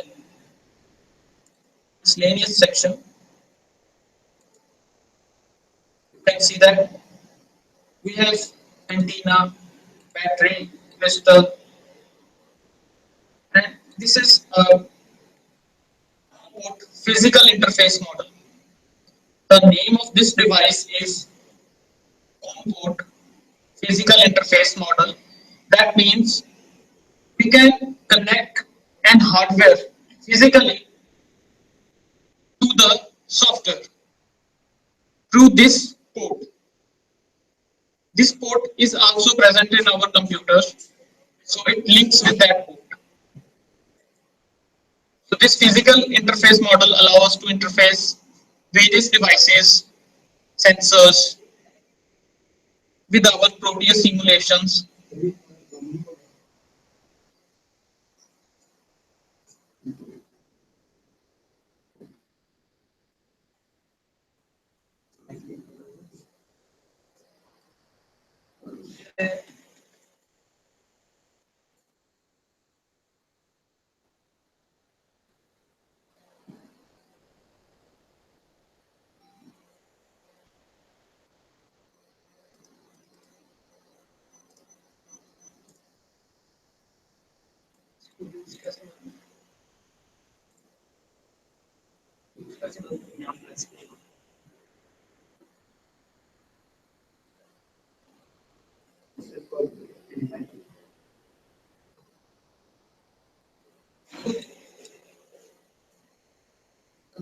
Coming once again.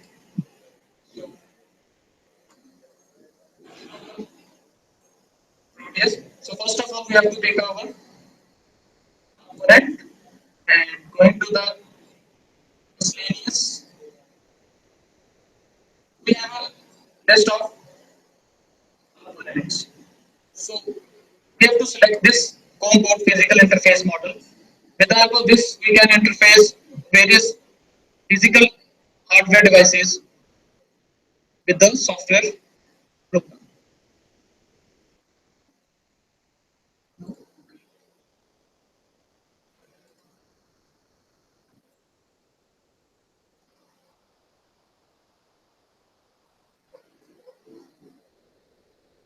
As we know, for serial communication, three pins are generally used: RX pin,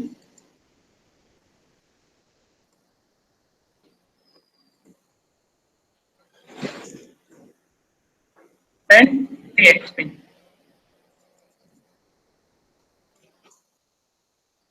One of the advantages of Proteus simulation is that you don't have to go for the complete connections because these are internally provided by the libraries. For example, in this connector, the ground pin is internally provided. So we do not need to connect this ground of this connector to the ground of our circuit. So it will be assumed that it is already connected in the back end. Okay.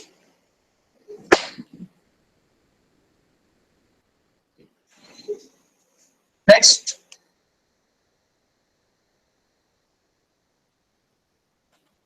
we need is to place some window to type so that we can receive data or we can send data over this terminal.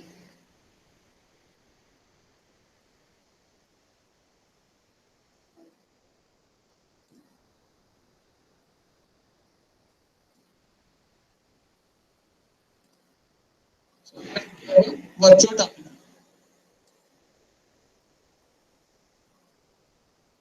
Terminal means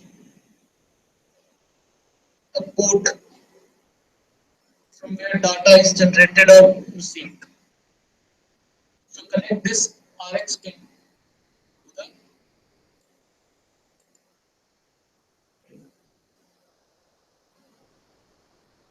RX and TX.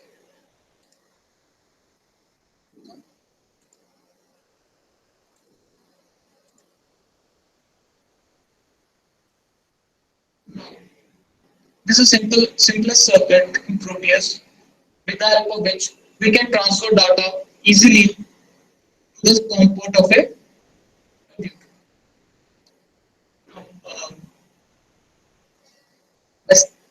Selecting the properties of this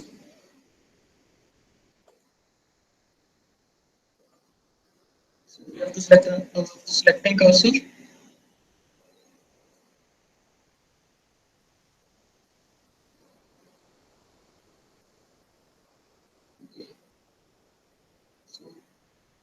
This is our COM port. Now we have to go for the properties. Here we can see that the part number, part name. This is the one of the main and most important thing for this connector is the COM port. You can see that these are the COM ports available in our computer. So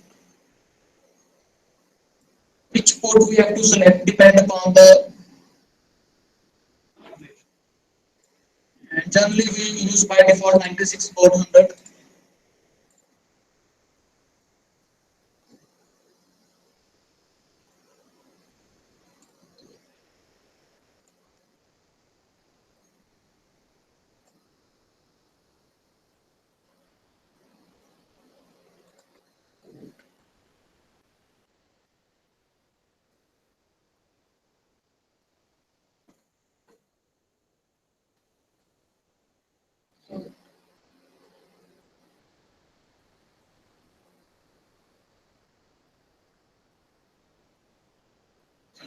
This no COM port is available because the hardware is not connected to the computer.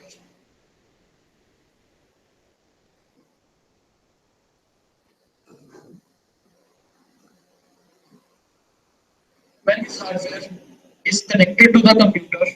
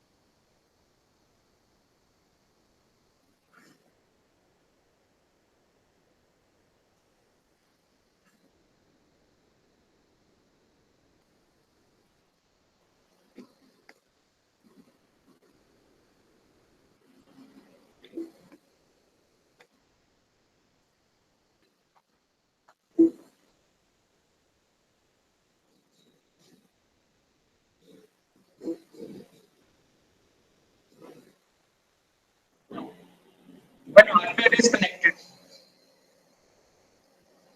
when this hardware is connected, you can see that it will also come into action. So here this is our device. It's also a microcontroller based. In this device, we just have a interfacing of Arduino with LCD with a program that is capable of reading data serially. So we have to select this COM port 4. This is the port related to our hardware.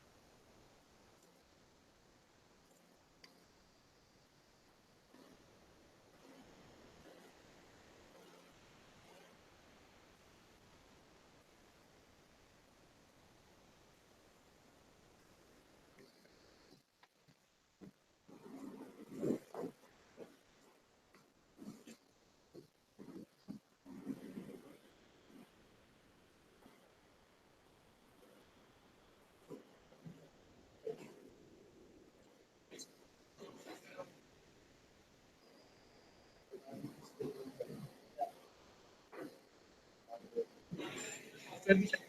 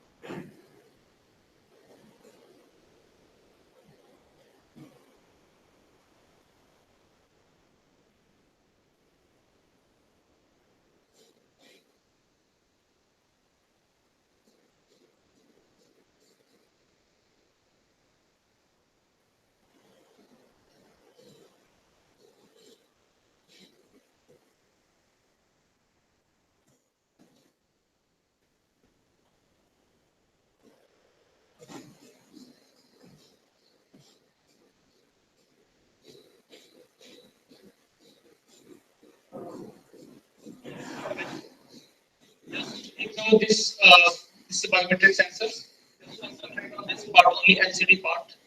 Now, device is connected to my laptop with the help of a COM port 4, and there is a controller that is capable of reading data serially. With this USB cable, it is a USB to serial converter. So, with this cable, we are connecting our hardware with the software. This is software.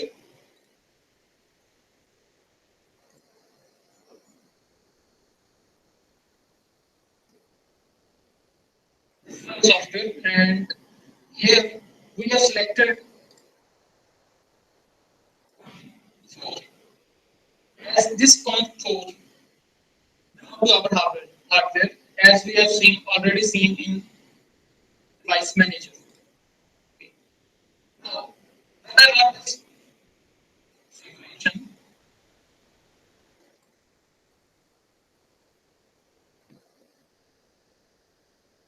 and a virtual window, whatever I write,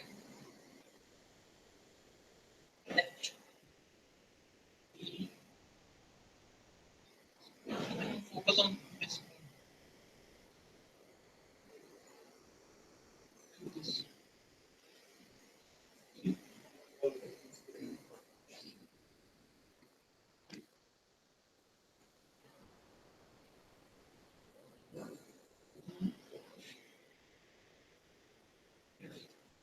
Now you can see that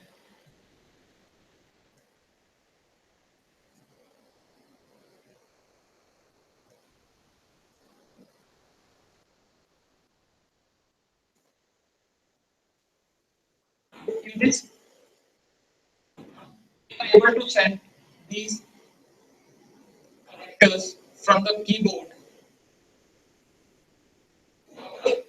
hardware. Now, in the next program,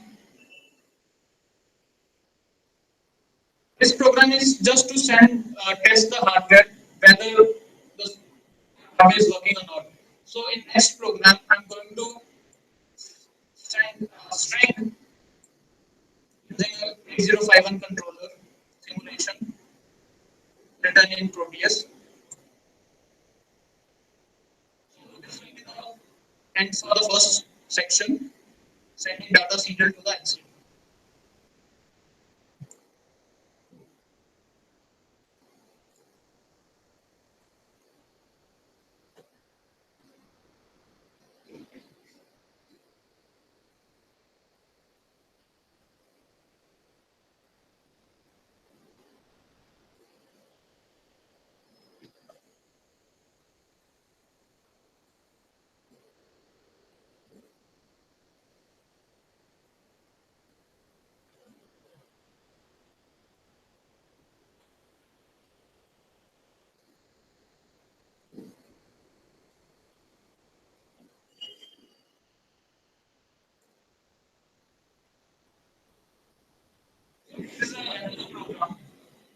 which has connected the serial port. The serial port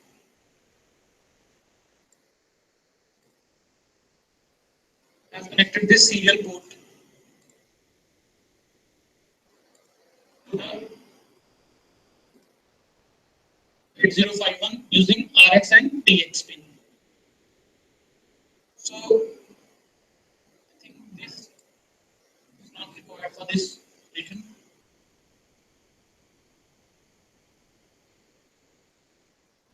Simple connection.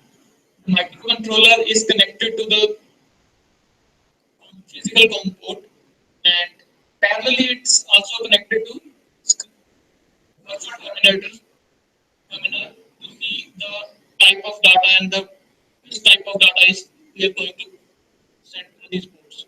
So this is actually a screen to see the data. It's the switch, push button.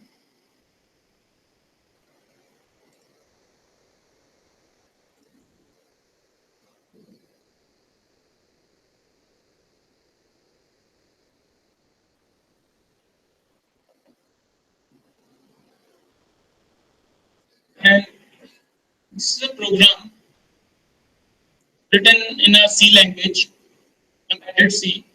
Here, this command will include the register 51 of the 8051, and here we are creating a function with the name serial TX. SERTX. It's a function that is capable of sending unsigned character.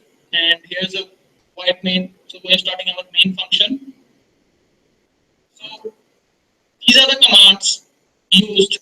These are the default command used to set a baud rate of 9600.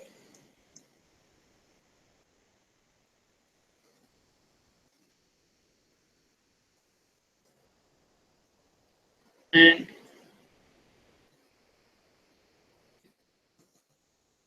this is our 8-bit.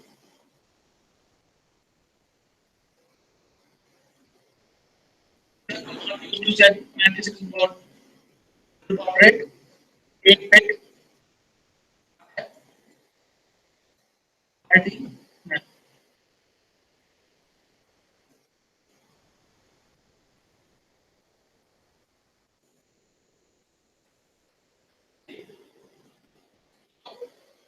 In the X section, we are sending HELL stepwise for only one cycle. So this loop will runs one and get to this line. So this program will run for only a single time. So here H character is passed to the function, and then this H character through function will go to the SBUF serial buffer registers, and after serially transfer, it will wait for the transmission and interrupt, whether the data is received or not. So we are going to compile this program.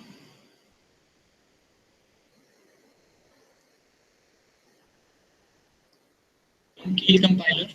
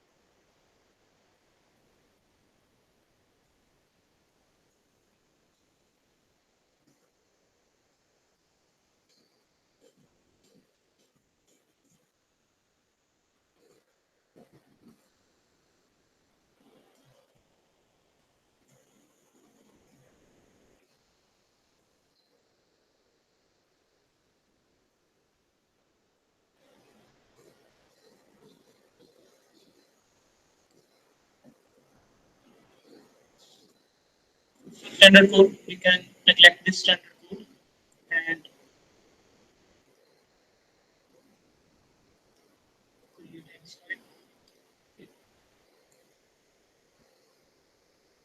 file new. Then we can save this file as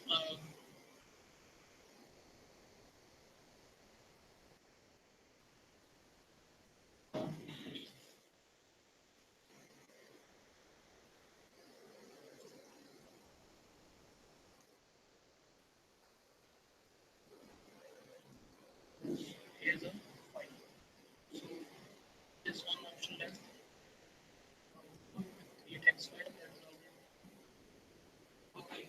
Now I'm going to paste that previous written software.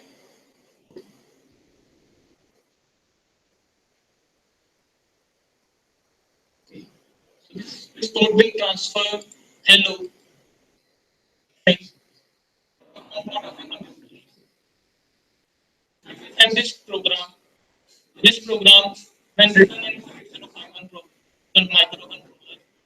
microcontroller will transfer this program to the RX and TX pin of here.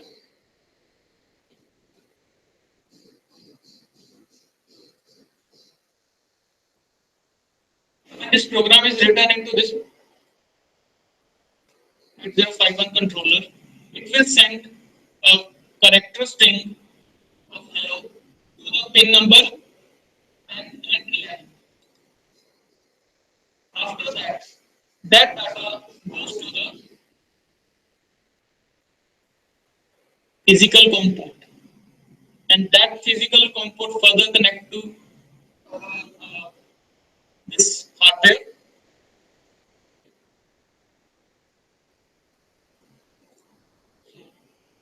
The next part is to compile the code, and you can check for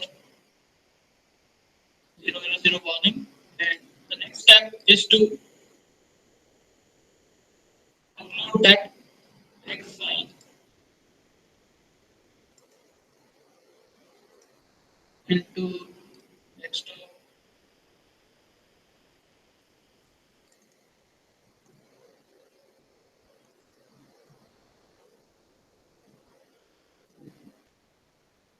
The frequency. This is an important parameter for serial communication. Here we go. For 9600 baud rate, your frequency should be precise to 11.0592 megahertz. So one of the important parameter in serial communication.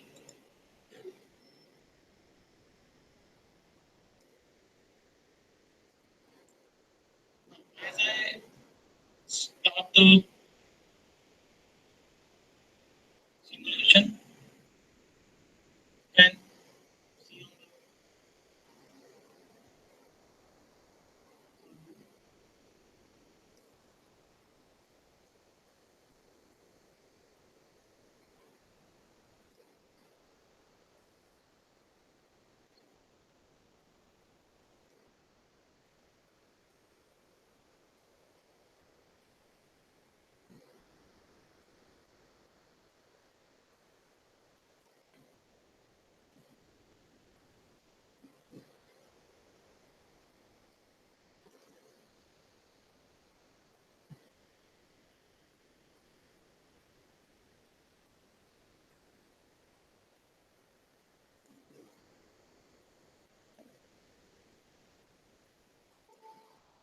in this program, you have to select the COM port. Again, and select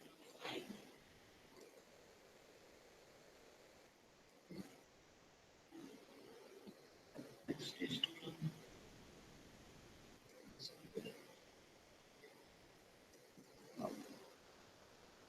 Now you can see that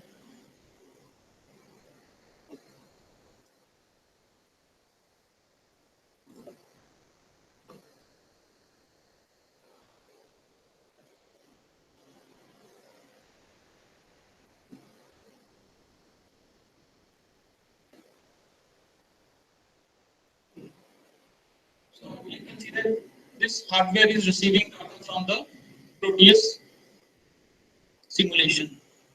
So in this way, you can do real-time data transmission, real-time interfacing with sensors, accelerometer, and various other hardware that based upon serial communication. The other communication can also be supported like I2C and SPI communication can be performed using this technique.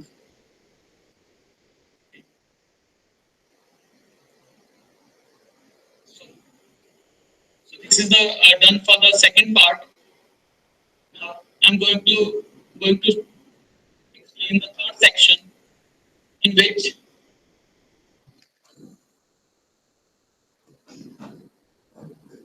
I'm going to explain how to send SMS using your custom design code in Proteus with the GSM model.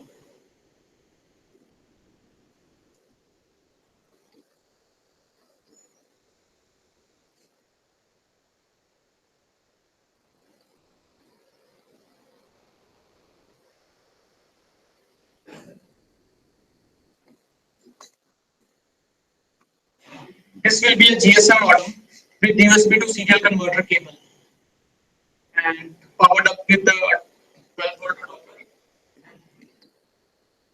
Here is the SIM slot for the SIM, and we have a USB connector, and this is a serial converter. This is a serial converter and this is a USB connector.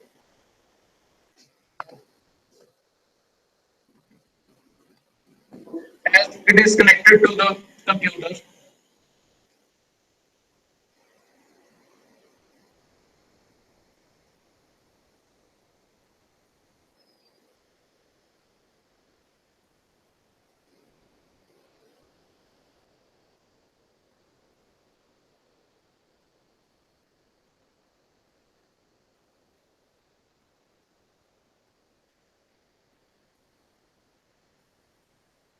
the device is connected. You can see that this indicate the device drivers are installing.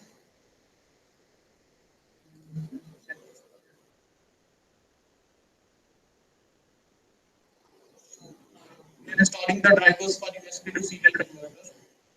When these drivers are installed, we will get a number from the COM port.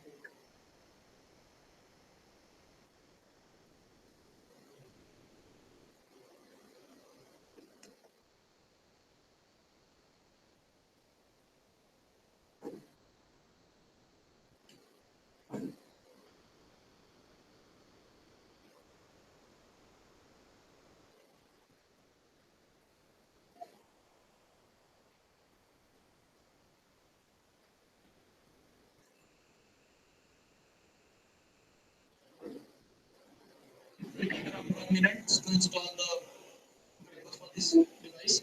And here you can see that USB to serial converter is connected to the computer. After a few minute installation, it comes with a COM port number 5. We can also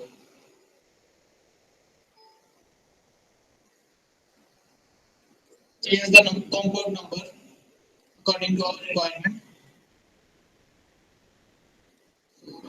Ports in computer are 1. I'm changing the COM port to 1. We can change our port number. So here is the port number is 1 for the GSM model.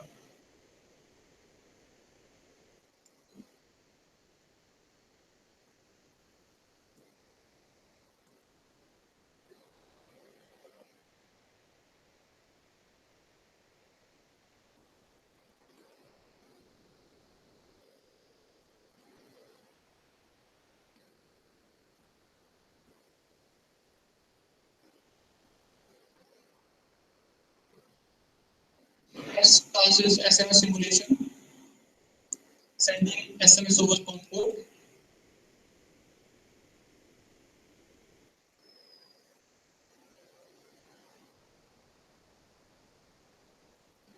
So again, the circuit is same as in previous example. The only difference will be of program. In this case, microcontroller interact with GSM modem with the help of AT commands, attention commands. These commands are used for operating the GSM chip. So these commands can also be programmed into microcontroller so that microcontroller can control our GSM module for sending various SMS or calling purposes or for assessing GPRS applications. So that all depend upon the programming. So the circuit will be same. In this circuit, the main thing is microcontroller connected to serial port, physical port through these RX and TX pins.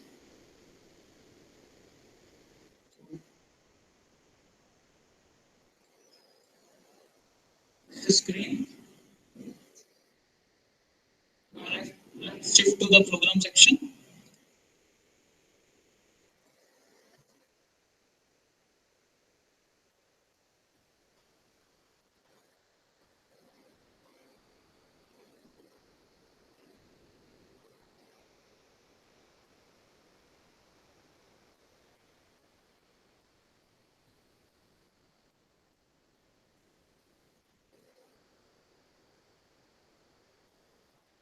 In this case,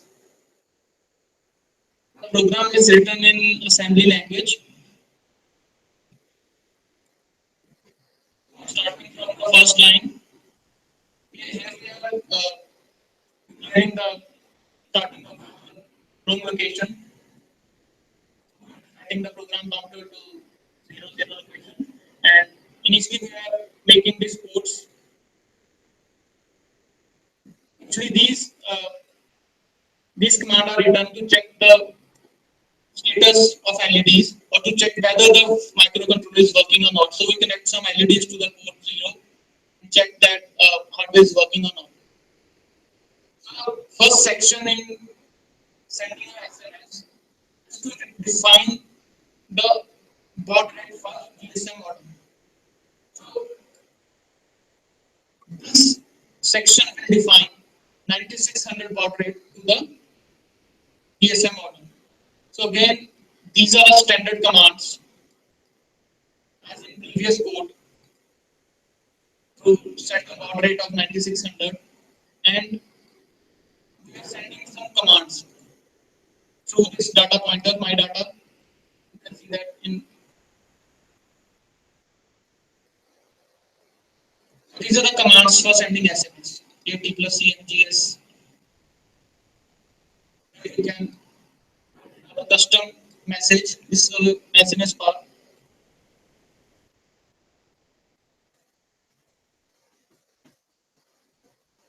This code will send SMS at this number. If you want some other centers, they can put their mobile number so that we can receive this message. What I will do in next section.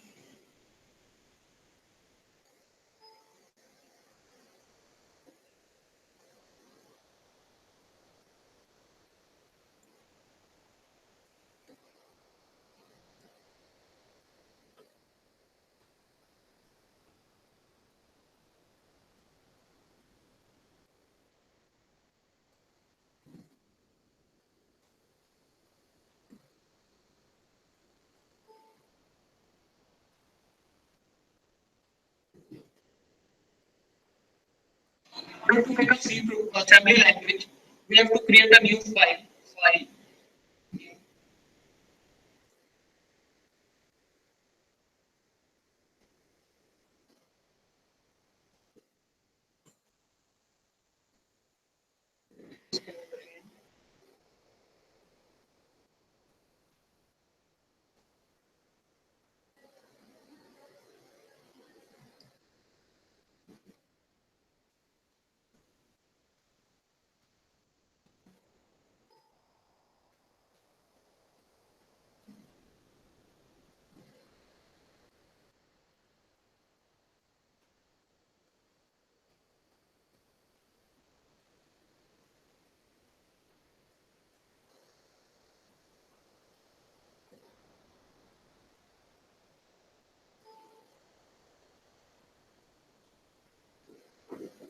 case, you have to select ASM.asm file for assembly code and compiling the code.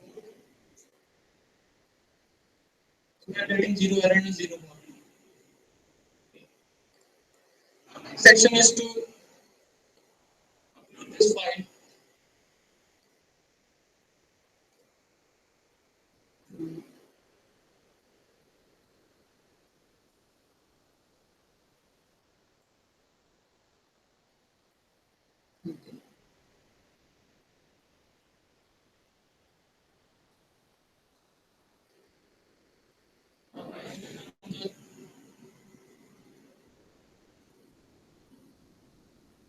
The program is running. When I press the switch, I will get SMS. For that, we have to check my program.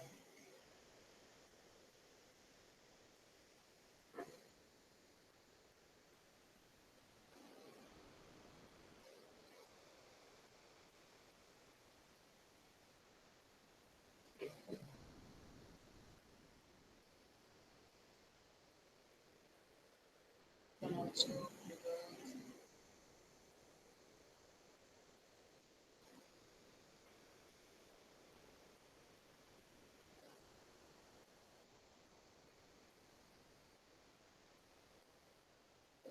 you can also configure this DSM modem through other softwares such as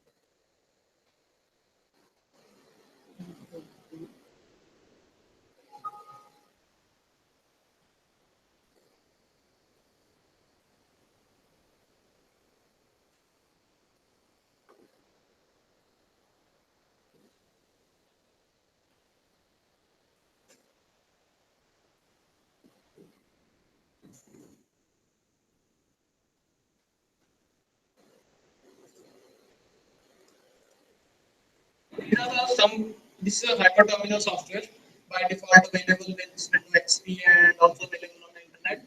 With this command, we can configure our modem also. So these are the commands we are sending manually serial to the modem.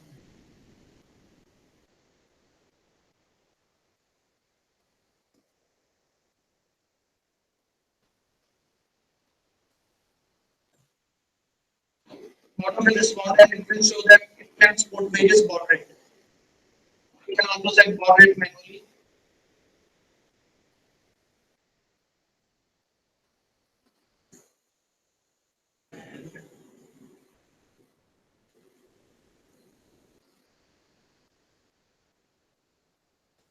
It's a command to send SMS.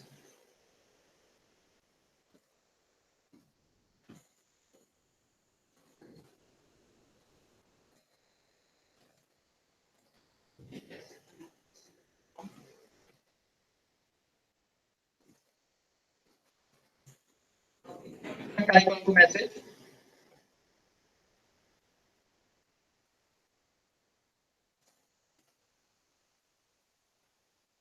Press Control Z. It will represent that message number 13 is delivered from the here you can see that.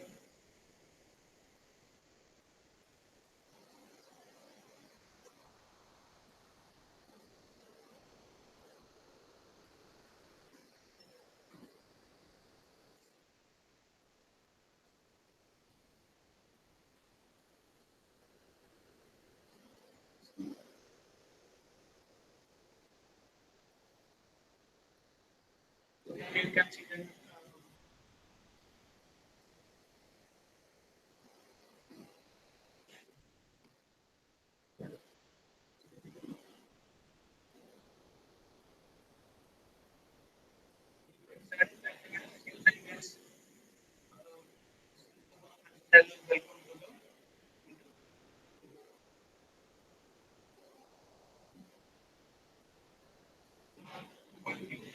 this message again to the COM port.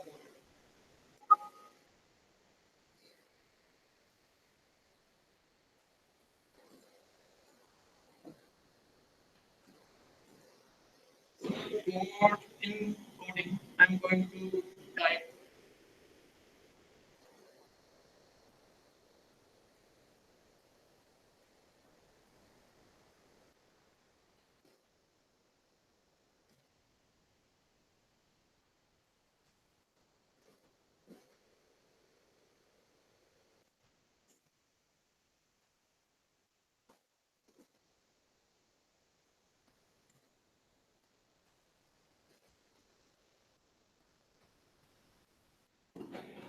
it, and this message is this code.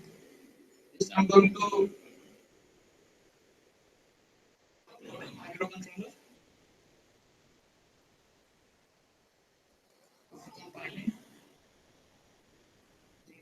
warning. The next is to load this code.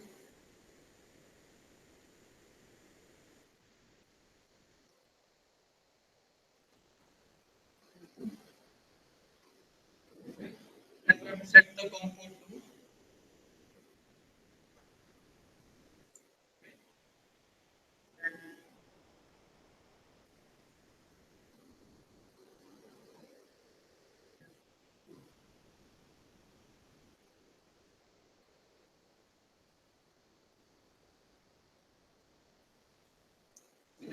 code will send the message after pressing the switch connected to P2.0. So a switch is connected to P2.0.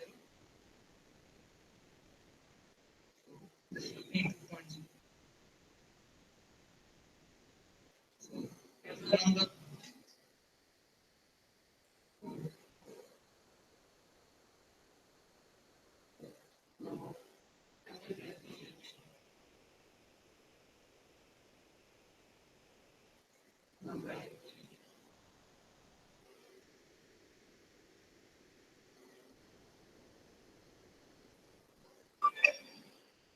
message.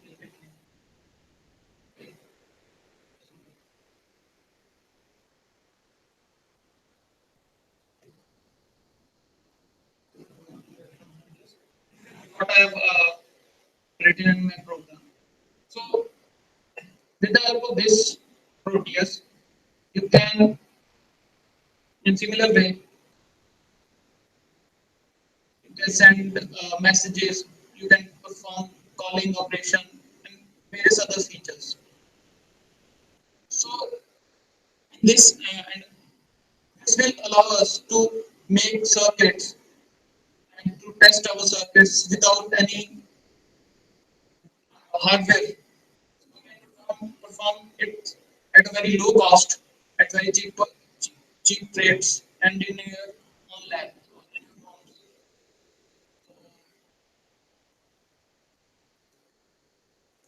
Next tutorial,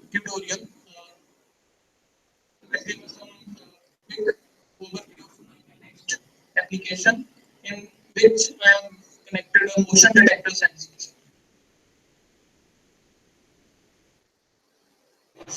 Passive infrared based sensor. In this case, I have connected an LCD. Other examples. So again, I have a program.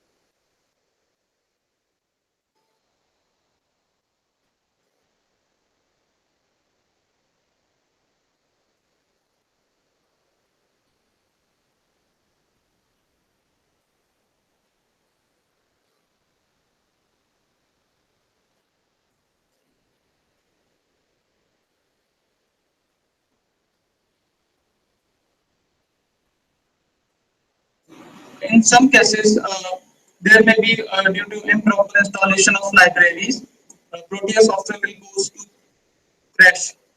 So in this case, it's happening many times while I'm practicing.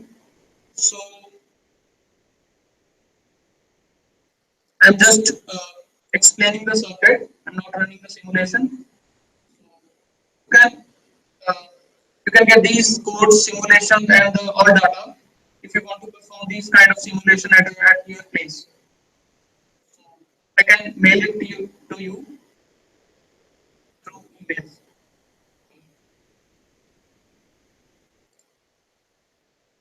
So there are various number of libraries also present for the Proteus simulation. So this is the end for today lecture. If you have any queries, you are pleased to ask. Thank you.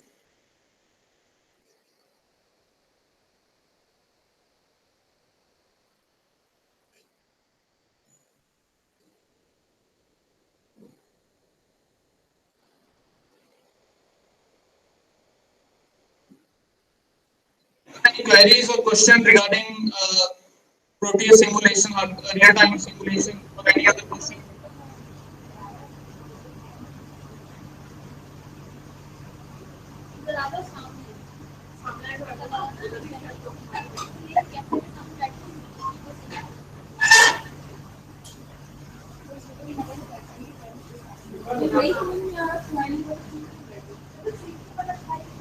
Thank you very much.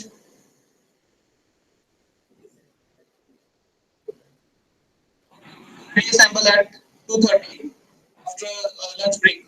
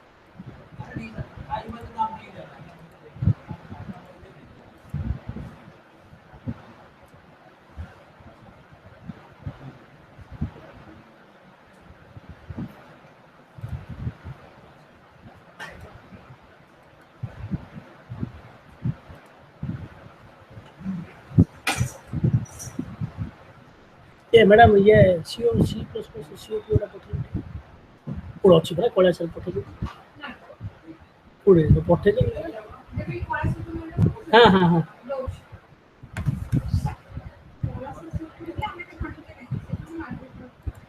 ମ୍ୟାଟ୍ରିକ୍ସଟା ପଠେଇଛନ୍ତି ତ ଓହୋ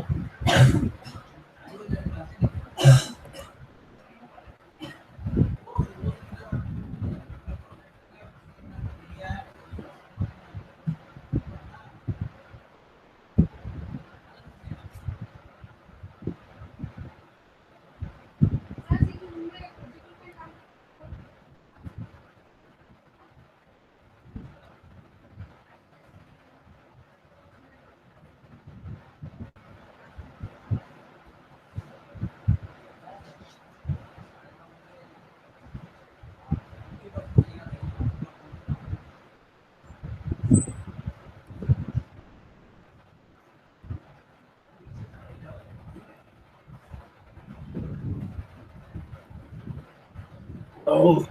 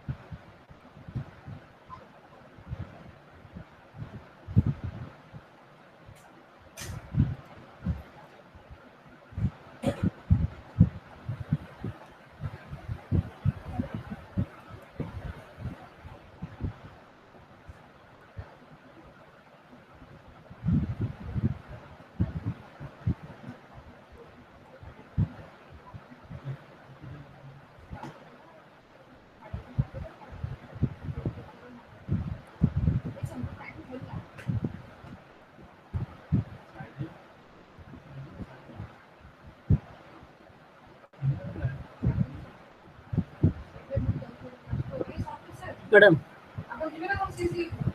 ଯାଉନାହାନ୍ତି ଆପଣ ତା କ'ଣ 2 ଘଣ୍ଟା ନେବେ ତ ଆପଣ ଆଉ କାହିଁ ଏବେ ତାର 2 ଘଣ୍ଟା ଅଛି? ନା ଘଣ୍ଟାଟେ ଅଛି ହଁ ମୋର ଏକ୍ଜାମଟା କ୍ୟାନସେଲ୍ କରିଦିଅନ୍ତୁ ଯାଆନ୍ତୁ ଆପଣ ସାରିଦିଅ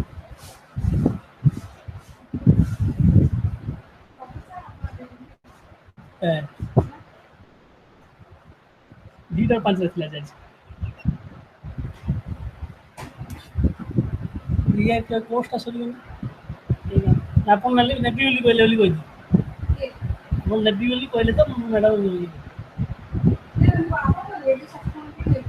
ହଁ ହଁ ଆପଣ ନଥିଲେ ତ ଆଜି ହଉ ଆପଣ କହିଥିଲେ କି ଆପଣଙ୍କୁ ସାର୍ ଥାଉ ମୁଁ ପଳାଉଛି ଏବେ ଦେଖନ୍ତୁ ଆପଣ ଅଛି ହଁ ହଉ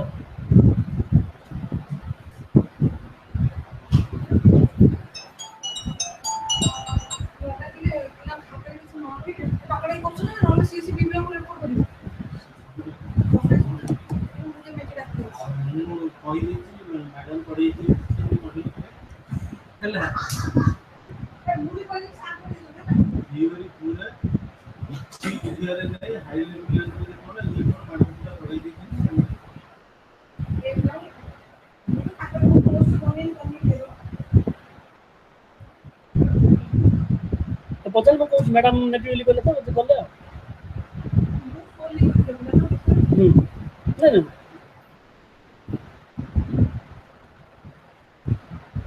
ଆମ ଅଛି ବୋଧେ ବହୁତ ଗୁଡ଼ିଏ ନା ନା ସେମିତି କିଛି ନାହିଁ ଯେ ଯୋଉଟା ପଡ଼ିଛି ବୋଲି ଡର ଲାଗୁଛି ଆଉ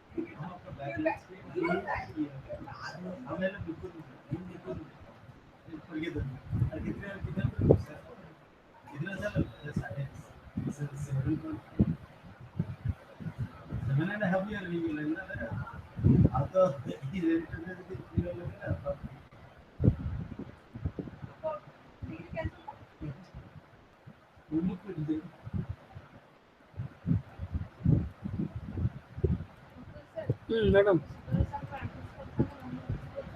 ना बहुत बहुत खुशी रे मुझे मोर बहुत गुटे काम बर्तमान हम बहुत खुशी ना मन ना जान मु जाऊची हाँ हाँ डन डन नहीं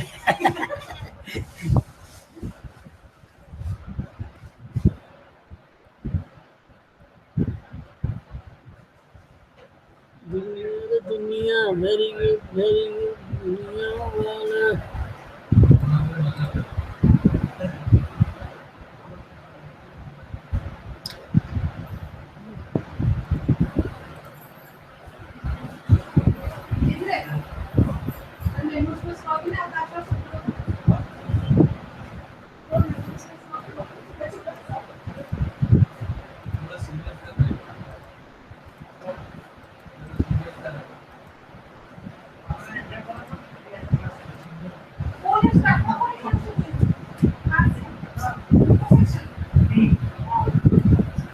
कंबाइन कर दे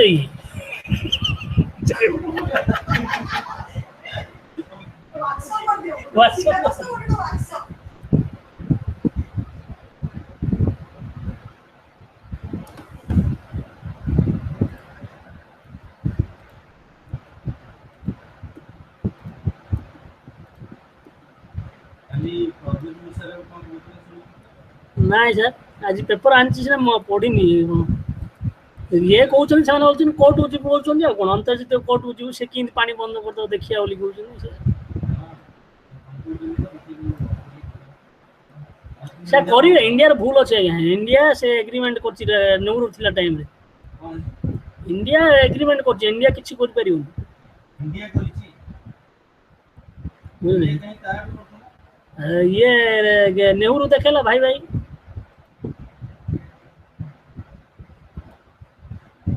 ନେହେରୁ ସେ କରିଛି ନା ପିଲାଟା କରିକି ପଳେଇଛି ନା ସେ ଆଉ ଏବେ କ'ଣଟା ହବ କିଛି ହବନି ପାଣି ଦେବେ ସବୁ ଦେବେ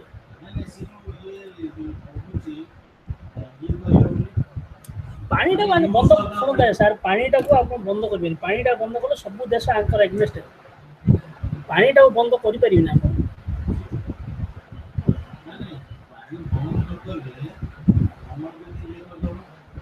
କୋଉଟା କରିବେ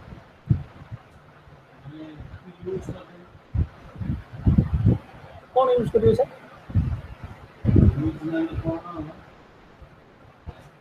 ये जो इलेक्ट्रिकल प्रोजेक्ट कर दे बोली कहते तो प्रोजेक्ट उठे हिच ना आपन काश्मीर ये रे उठे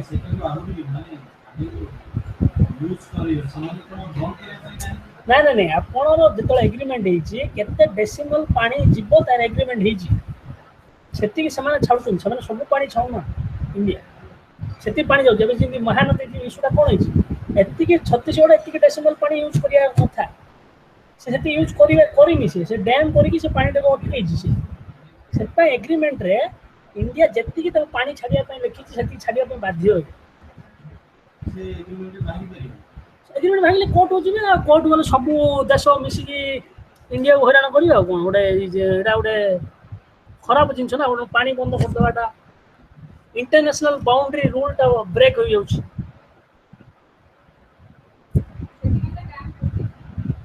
किए टाइम करछि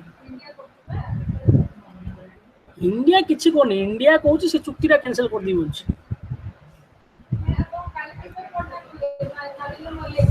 से किछि किछि कर परिबनि छाड़ से फसी गला मैडम नरेंद्र मोदी ये इशू रे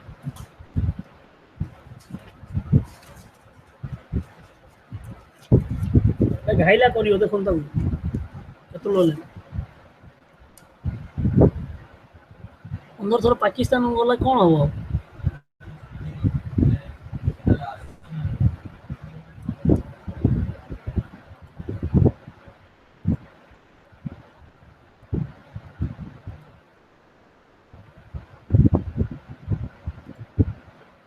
से ଏବେ ମିଟିଂ ଫିଟିଂ କରୁଛି ମାନେ ଦେଖିବାକୁ କରୁଛି ସେ ବାଧ୍ୟ ରିଏକ୍ସନ ହଉଛି ଯେମିତି ଆର୍ମି ଫ୍ୟାମିଲି ଚାରିଆଡୁ ପ୍ରେସର ହଉଛି ଡିଫରେଣ୍ଟ ଅର୍ଗାନାଇଜ କରୁଛନ୍ତି ସୋ ବର୍ତ୍ତମାନ ସେତିକି ଆକ୍ଟିଭ ନହେଲେ ପୁରା ସରକାର ଭାଙ୍ଗିଯିବ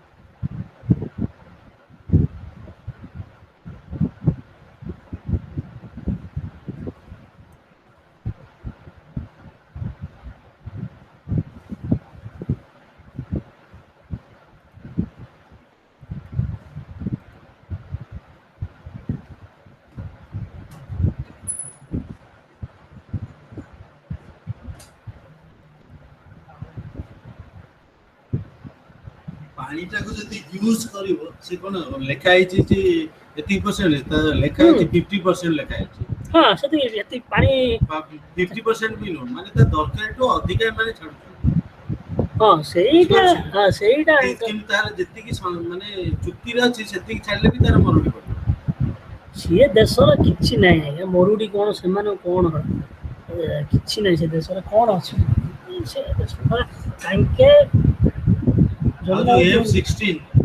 F-16 ରେ କଣ ଆମେରିକା ତାକୁ ଦେଇଦେଲା କହୁଛନ୍ତି ଶଳା ଆମେରିକା ବୁଝିବ ଖରାପ ହେଇଯିବ ଏଇ ଯୋଉ 4000 କୋଟି ଇଣ୍ଡିଆରେ ଜାଣିଛି ସେ ବ୍ରେନ୍ ଅଛି ଇଣ୍ଡିଆର ବ୍ରେନ୍ ଟାକୁ ସେ ୟୁଜ୍ କରୁଛି ନା ଆମେରିକା କାହାର ବ୍ରେନ୍ ୟୁଜ୍ କରୁଛି ଇଣ୍ଡିଆ ବ୍ରେନ୍ ଟାକୁ ୟୁଜ୍ କରୁଛି ନା ଇଣ୍ଡିଆ ଲୋକ ତ ସେଠି ସବୁ ବଡ଼ ବଡ଼ ପୋଷ୍ଟ ଅଛନ୍ତି ନା ଏତେ ଯଦି ଶାନ୍ତି ଫେରିବ ଆମର ସେଇଟା ହେଇଯିବ ସେଇଟା ତ ହେଲା ପଲିଟିକ୍ସ ପାକିସ୍ତାନ ବାହାରେ ଅଜସ୍ର ପଇସା ସାର୍ ଦୁବାଇ ଫୁବାଇ ଅଜସ୍ର ପଇସା ତା ବାହାରେ ଖାଲି ସେ ଆଣବିକ ବମ୍ 100 କୋଟିଟା ବମ୍ ଅଛି କିନ୍ତୁ ସେ ଯୋଉ ଆଟମିକ ବମ୍ ଫଟେଇବା ପାଇଁ ତାର ଇଏ ନାହିଁ ସେମାନେ କରିଦେବେ ସେମାନେ ଫାଙ୍କି ଦେଉଛନ୍ତି ୱାର୍ଲଡ ଟ୍ରେଡ୍ ସେଣ୍ଟର ସେମାନେ ଫାଙ୍କି ଦେବେ ସିଧା ଆମେ କରୁ ଆଲକାଏଦା ଇଏ କରୁଛି ଆମର ଜେସି ମହମ୍ମଦ କରୁଛି ତାଙ୍କେ ଦେଶ ତାଙ୍କେ କରୁଛି ତାଙ୍କେ କ'ଣ କରୁଛନ୍ତି ତାଙ୍କେ ଇଏ କରିଦେଇଛନ୍ତି ନା କ'ଣ କରୁଛନ୍ତି ଅନୁଷ୍ଠାନ ଟାଇପ୍ର ଗୋଟେ ଏନ୍ଜିଓ ଟାଇପ୍ର ସେମାନେ ପଇସା ଫିଟିଂ କରିଦେଉଛନ୍ତି ସେମାନେ ଯୋଉଟାକୁ ଏବେ ଡିକ୍ଲେୟାର କରିବେ ଇଣ୍ଟରନ୍ୟାସନାଲ ଲନ୍ ହଜାର ମାସକୁ ତାକୁ ଛଡ଼ା ହେଲା ଯେତେବେଳେ କାନ୍ଧାର ଇସ୍ୟୁ ହେଲା ଛଡ଼ା ହେଲା ତାକୁ हजार मासूम कौन बोले थे हम देखने हो paper can only do something in film in Hollywood film हां not in real life हां हां कौन बोले ये हर मान ये फिल्म में शूटिंग करते थे हम जाके प्रैक्टिस करते थे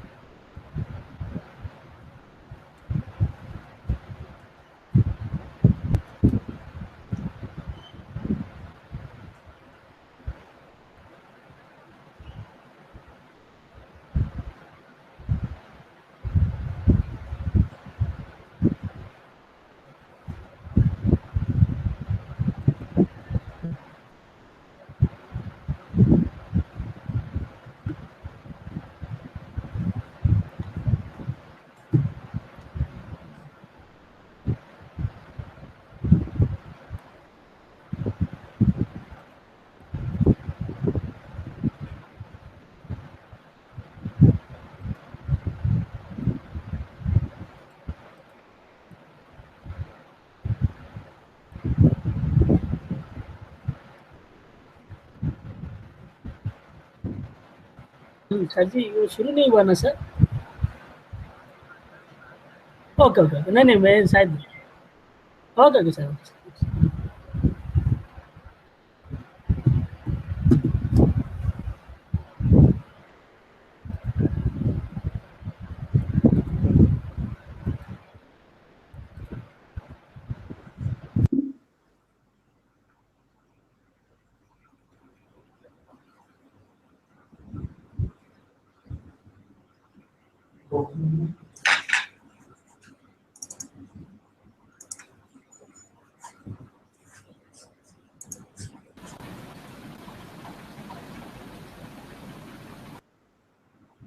शुरू करें? A very good afternoon to all of you. In today's afternoon session, we have with us Mrs. Sakshi Rana. She is SPF Senior Project Fellow in CSIO, Central Scientific Instrument Organization. And today she will be taking a class on the simulation of 8051 using Proteus, in which she will be covering the basics of how to make schematics and Proteus software, and also she'll be covering various simulations. So Sakshi, over to you.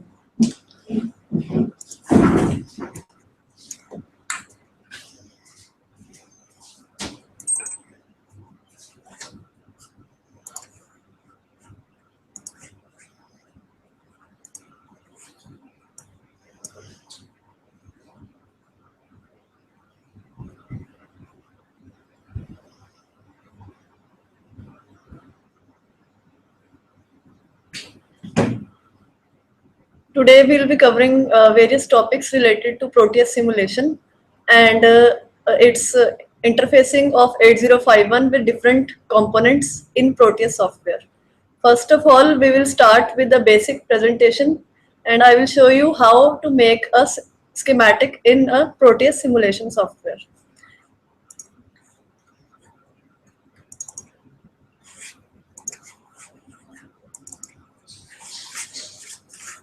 First of all, we will study how to install this software. Like this, you can see on the screen we are having setup. This is a general Proteus 8 software and now I am installing its setup.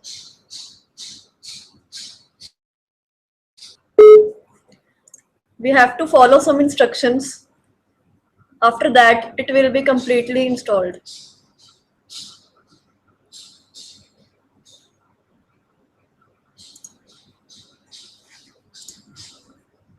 Next, accept the terms. Next, use a license key installed on the locally installed license key.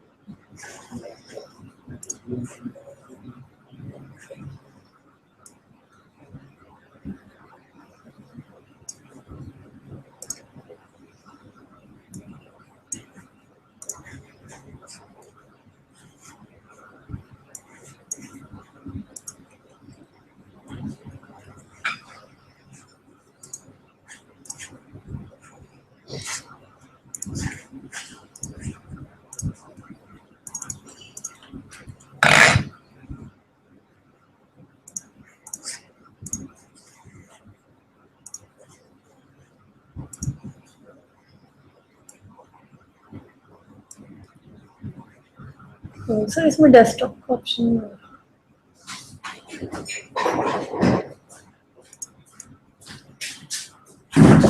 File browse करनी है, desktop पे पड़ी है mic में।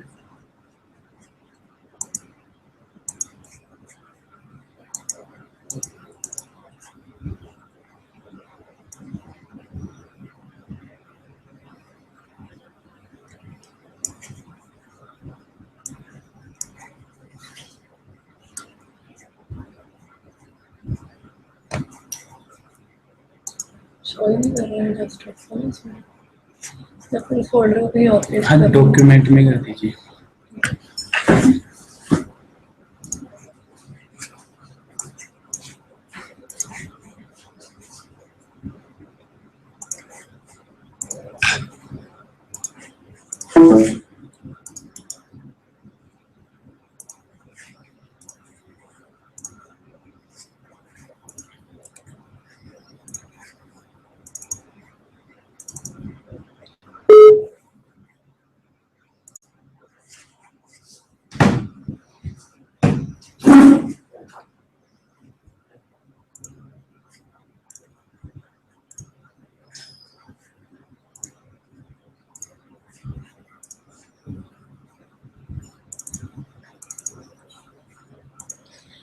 Now you can see that we are installing the license.lxk file. This is the license key.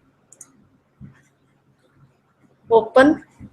On the left side you can see these are all the libraries, and now you click on install. Yes. Close this window, and then we click merge styles from previous version. And now choose the installation you want. We choose typical. Installation is under progress.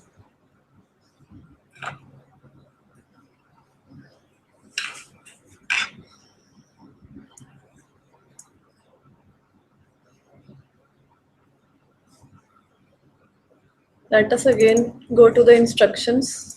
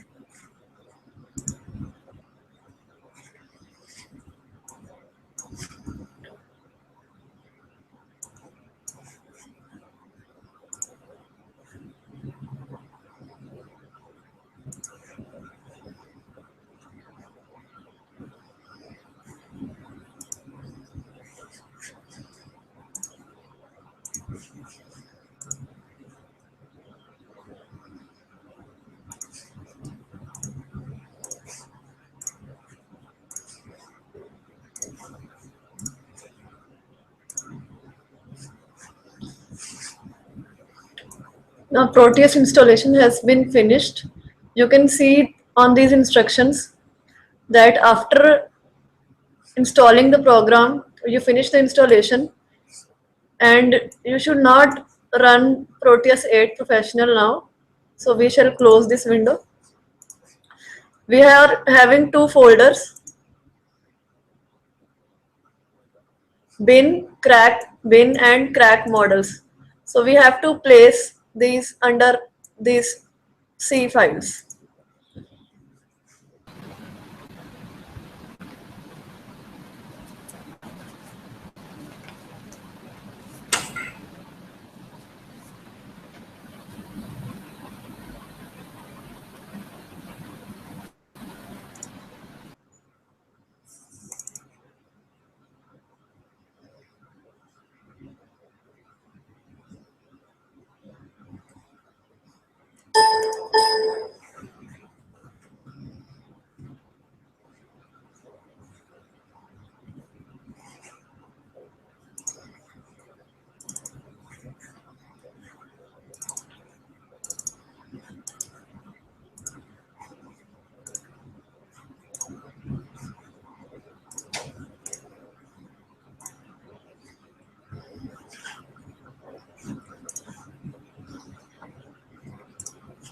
And now we have to copy the folder models to see documents and settings all users over here.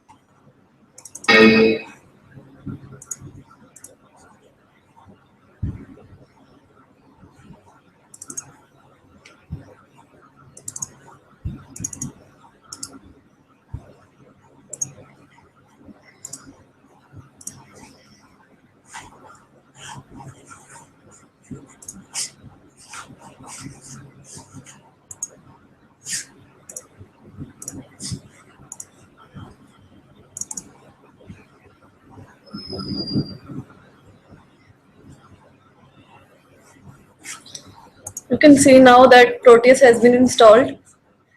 This is the front screen that you will view when you install Proteus and start it for the first time. And you can see various options on the top. We are using ISYS schematic capture in today's lecture for Proteus simulation. There are Aries, another toolbox is present that is for PCB layout, but we will be using ISYS schematic capture. First of all, I will show you a brief presentation regarding this, how to use Proteus software.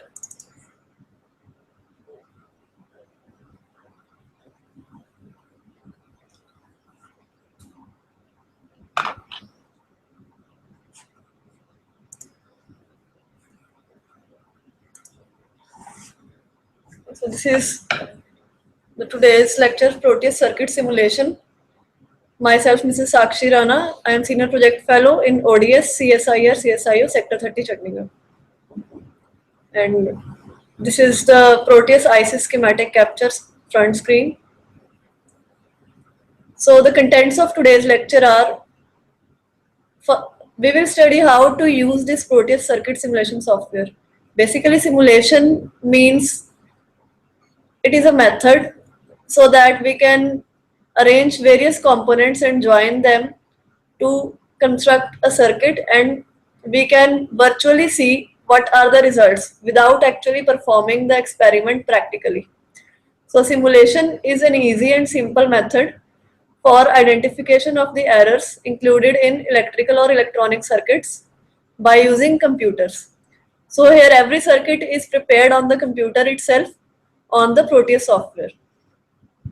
Next, Proteus circuit simulator ISYS is covered in this presentation. ISYS is basically the simulation toolbox of Proteus, and we are also having other toolbox like Aries for PCB layout, but in today's lecture we will be covering Proteus circuit simulation software. We will study the basics of the Proteus software and various interfacing of 8051 microcontroller with different components like LED, LCD switches and motors and their embedded C programs. So this is how to start the program. You have to select all programs, Proteus 8 Professional, and then you can see that you can select your ISYS. This is showing 7 Professional, we have installed 8. No difference. First part is identifying the components. So whenever you open the screen, you will see a menu bar on the top, a command toolbar, mode select toolbar, orientation toolbar and a simulation toolbar. These are the main toolbars available in the Proteus software under ISYS simulation. Menu bar is having the basic functions like file view, edit, design, graph, source, debug, library, template, system and help. These are the command toolbar and the mode select toolbar.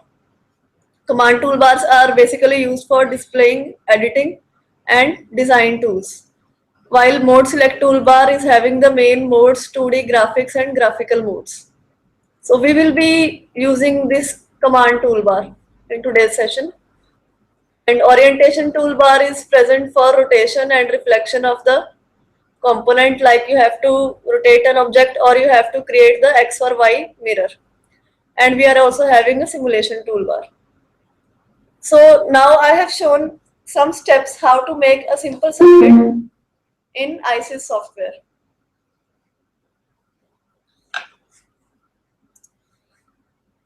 First step is choose the required components from the component library in the editing commands. So you have to click on this to go to the component library. You can see this function, and you can click on this to go to the components library function. This is a basic component library. This type of window will appear when you open the component library.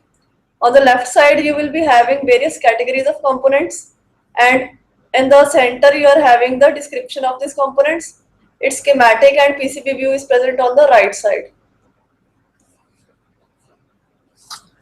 Next part is to choose all the required components that you want to put on the main window that is required for making your circuit. In this example, I have shown a simple 555 A-stable multivibrator circuit and how it works in Proteus 8 Professional. Next step is to select the analog ICs, 555 analog timer, click OK. Finally, put the component on the main window. Like this, you have to select all the components and you have to put them on the main window, and your window will appear something like this. This is after the placement of all the components on the window. You can see whichever component you have placed on this side, its name is and description is appearing on the left side. After this step, you have to perform the wiring. So wiring is done by attaching the two components, and it will automatically show a point whenever you place the cursor on the end of a component. Like you can see in the picture, we have connected two components end to end. This is the complete circuit after connecting the lines. So we have completed a circuit of A-stable multivibrator. It is having two fixed resistance, one variable resistance, and one capacitor. With the help of varying this potentiometer or variable resistor, we can vary the time delay of this LED.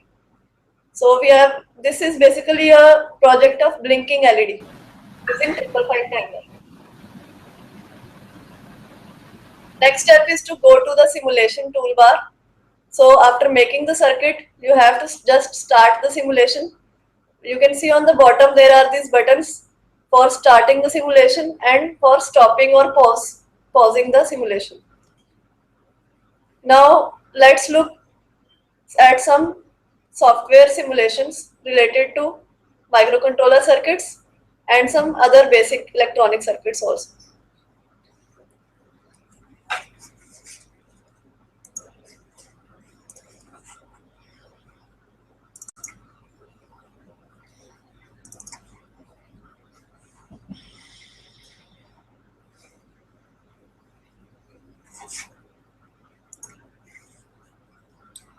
So you can see this is a 555 timer circuit, and what are the components basically present on the left side of the toolbar?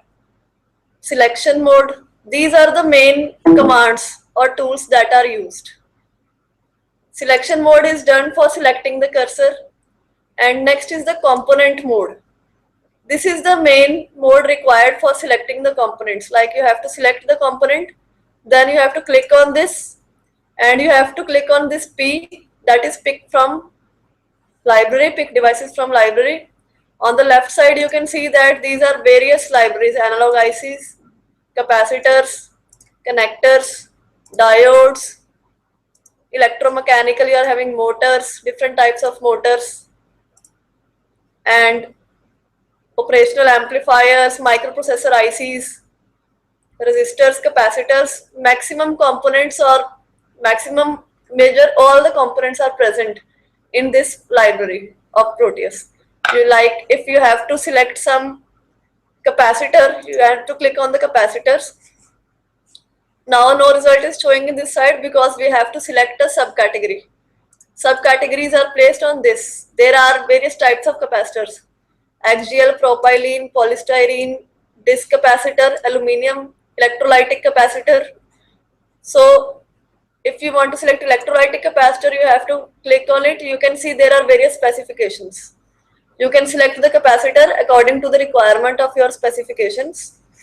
And also if you select some capacitor, now when you click on the screen, it will automatically show. And when you again click, it will be pasted to your clipboard. If you have to change, it is having name C3 and value 100 microfarad. The line section is negative and the other one is positive part of this electrolytic capacitor. If you double click, you can edit the properties. You want to make it a 10 microfarad, you can write 10U. Okay. Now it will work as a 10 microfarad capacitor. Similarly, you can place ceramic capacitors, resistors and change their values and names. So after this component mode, these are junction dot mode, wire label mode, text script mode, bus mode, sub-circuit mode. Terminals mode is basically used for power and ground, like for placing the VCC and ground of your circuit. For power, if you are selecting the power, it will look something like this. This is the power, that is positive, and the ground will show something like this. This is ground. So these you can select under terminals mode. Again, we are having various clocks, graphs. We are having generators, sine wave generator, pulse generator, digital pulse, digital clock, digital pattern, probe mode, and this is again another important section, instruments. We are having various instruments like oscilloscope. I have used oscilloscope in this experiment to show the square wave, and on it will show a blinking LED and also a square wave on oscilloscope. This is a same circuit that we have studied in this previous presentation. Logic analyzer is there, counter, timer, virtual terminal for serial port interfacing, SPI, I2C, signal generator, pattern generator. So we are having many instruments you can use according to the requirement of your circuit. Now after placing the components and wiring, completing the wiring, you have to go to the simulation toolbar on the bottom and run. You can see this is my LED blinking. It is a red color LED and time delay is approximately 0.5 second on time and 0.5 second off time. And we are having a square wave output. This is a 4-channel oscilloscope. We have used only channel A. You can also change the properties from, this is the voltage and this is the time on bottom. Like a general purpose oscilloscope that you use in your labs. We can increase or decrease the time of this.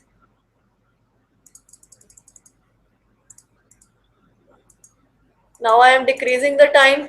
LED is blinking fast, time is reducing, and with this arrow I can increase the time.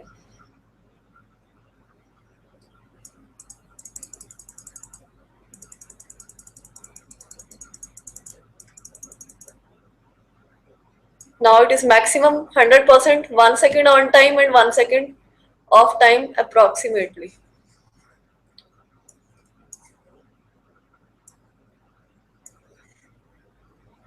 So this was a basic application of how to use Proteus software. Next we'll move on to some higher versions.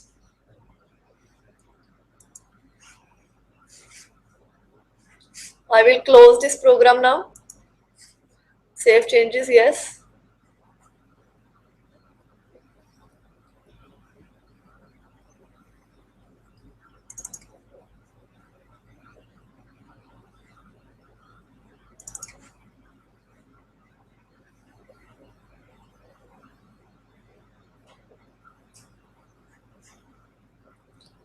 Now this is a simple program of LED interfacing using 8051. You can see that I have selected an 8051 microcontroller over here, and we have placed the required circuits: resistance, capacitor, reset circuit, a crystal oscillator circuit. Having crystal oscillator, the value of crystal oscillator selected is 11.0592 megahertz. Okay, these are two ceramic capacitors placed along with the crystal oscillator. The value is 33 picofarads. You can see now. And the reset circuit is having a 10 kilo ohm resistance and a 10 microfarad capacitor. We are having the enable pin EA, pin number 31, it is connected to VCC. And we have connected all the LEDs in basically active high configuration. These are all pull up, that is the positive side of all the LEDs are connected to the VCC. So if you have to switch on an LED, you have to give it 0. Because negative side of LED is connected to, you can see these are the ports. P0.0 is connected to first LED, 0.1, 0.2, 0.3, 4, 5, 6 and 7. So we are having these 8 LEDs connected to port 0 of 8051 microcontroller with their positive connected common to the VCC, and the negative ends are connected to the port inputs. So whenever you give a high to an LED, it will remain off. If you give low to an LED, it will turn on.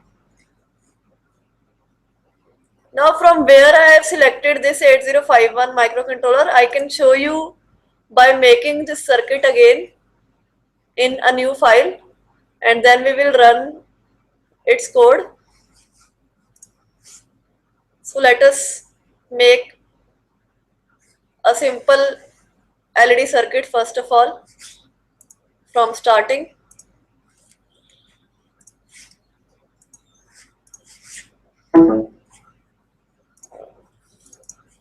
We open Proteus Design Suite, we open ISYS software, or there is another option.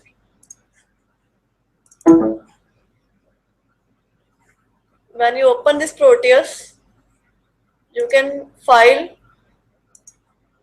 new project. You have to name this project LED. I am naming it as an LED, and you have to browse the path. I am making a new folder.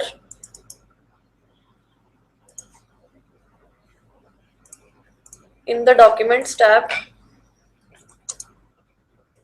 LED code, and after selecting the folder, new project, next, create a schematic. You have to click on create a schematic. Next, we do not need a PCB layout, so do not create a PCB layout. Firmware project is a project requiring any kind of microcontroller, so we are using a microcontroller, so we click on create firmware project. Next, you can see that we can select various families. I have selected 8051 family, and then 80C51 I have selected the IC, particular IC, and next, finish. So you can see there are two windows. We don't need this source code. You can make the source code over here also, but I will show you how to make source code in Keel software. Now, reset is connected to VCC. So you can see that it has already placed this 80C51 microcontroller on the screen. It is having 4 ports, 2 pins for crystal oscillator, 1 for reset circuit, 3 pins for PSC and ALE and enable, and the VCC and ground pins are hidden because they are internally connected to VCC and ground. First of all, let us go to the components mode. Let us pick crystal oscillator first of all. It will, you can write over here keyword, or if you know, because I am having the knowledge of the software, I am directly picking it from the subcategories. Miscellaneous, we have crystal oscillator. Okay. Here is the crystal. I will rotate it. I double click. I will change its value 11.0592 megahertz. Okay. And now I will. You can see that whenever a pencil is being placed, it is already showing the symbol. Next is to connect the capacitors. Ceramic capacitor I have to choose, and I have placed these two ceramic capacitors. I will change their value 33 picofarads. This one is also 33 picofarads. Now I am connecting this, and under terminals mode I am having this ground because this part is connected to ground. Next again to components mode. Now I will select a resistance. It will go under category of resistor. There are various metal film chip resistor network, packs, NTC, PTC. So we will be choosing generic. Generic is a general purpose resistor. So let us place it over here. It is already having 10 kilo ohm value as required. Next we will be choosing a electrolytic capacitor, electrolytic aluminum capacitor.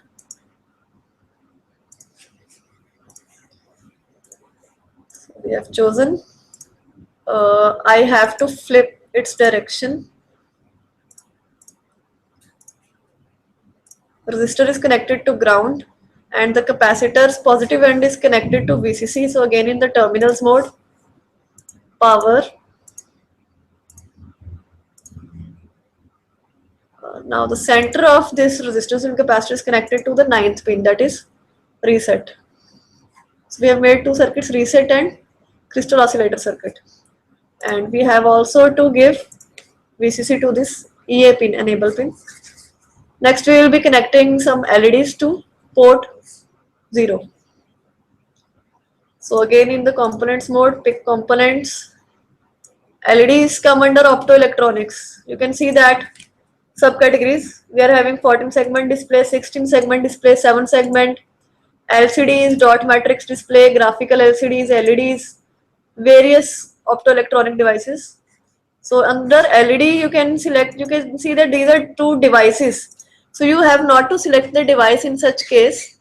In switches, in potentiometers, in variable resistance, in LEDs, here you have to select the library which is showing active, not the device, because device is just a symbol. It does not work in real time. So you can choose any active. I can choose here. I am choosing yellow color LEDs. Okay. Now I am right click. You can rotate the object. Again, we can copy it and we can paste.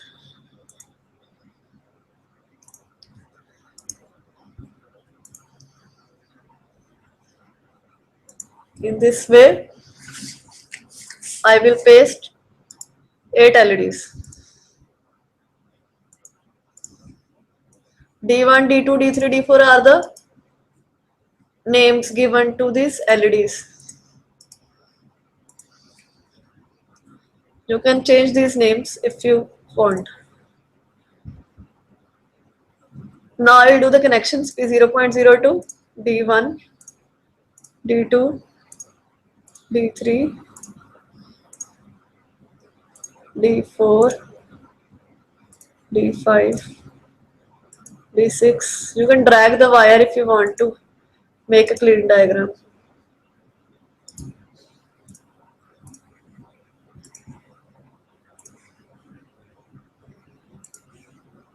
Okay, I have connected this.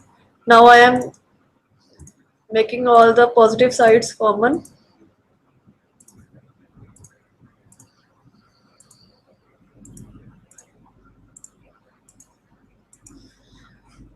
and finally giving VCC to this positive side power.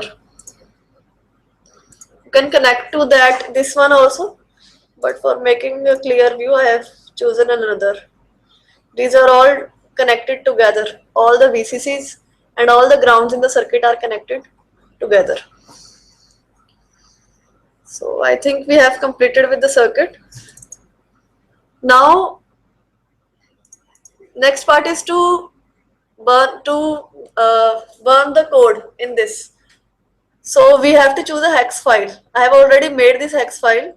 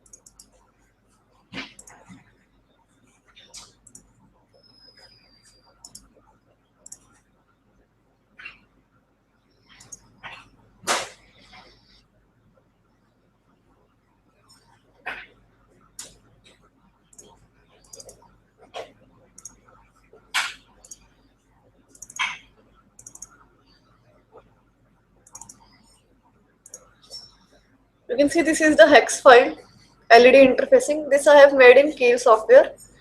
I will show you the steps for making this also. So now for the time being, we are selecting the file. Now we should run the code.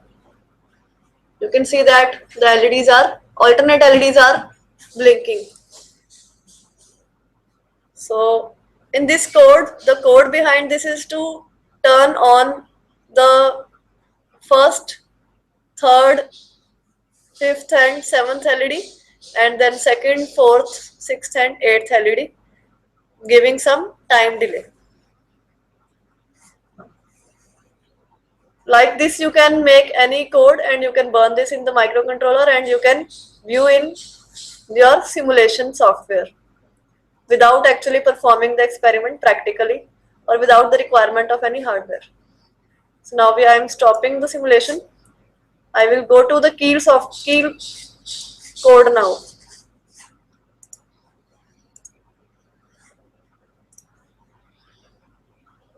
Keil software is not installed in this laptop.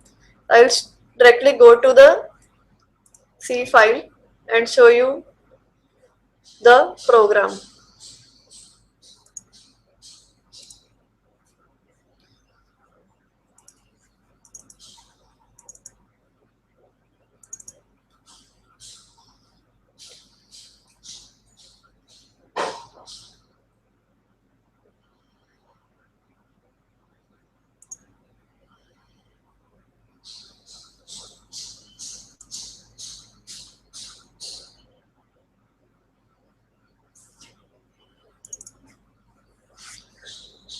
This is the program. It is written in embedded C.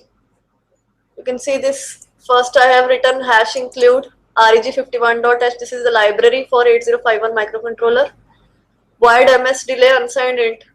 Ms delay is a function that I have created, and this is a by default function present in the 8051 library for generating delays, and it generates the delay in millisecond. Void main void, while one is used for generating an infinite loop. You can see P0 is equals to 0 cross 55. 0 cross 55 means 0, 1, 0, 1, 0, 1, 0, 1 in binary. And then I have given some delay of 250 milliseconds. And then again I am giving 0 cross AA. This is the method for sending data in embedded C. In assembly, you write directly the hex number AAH or 55H. Here the language is different. 10101010 B. B means binary. Is when you actually put this 0101 and 1010 on your 8 LEDs, then you can see that first of all this LED is 0 means it is on, and after this is off, on, off, on, off, and then after 250 milliseconds this LED goes off and the second one goes on. And here is the function for MS delay that I have used, and it is made by basically 2 nested for loops.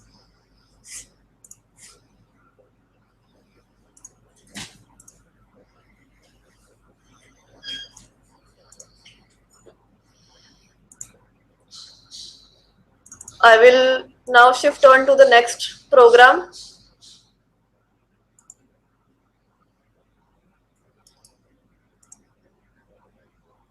In the next program, I have used a tactical switch to turn on the LED. Now this was an LED interfacing example was having just a output, no input. Now we are giving input and we are having an output with 8051.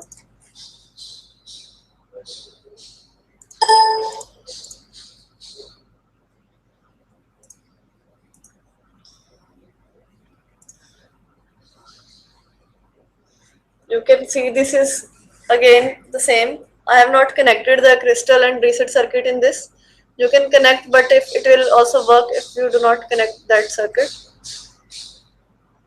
We are having a push button connected to P1.5 and it is connected to the ground on the other side. When you press the switch, it will give ground to P1.5, and when you turn it off, it will again go back in its previous position. And here I have connected 5 LEDs, and I have also connected 5 resistance of 100 ohms in series with LEDs.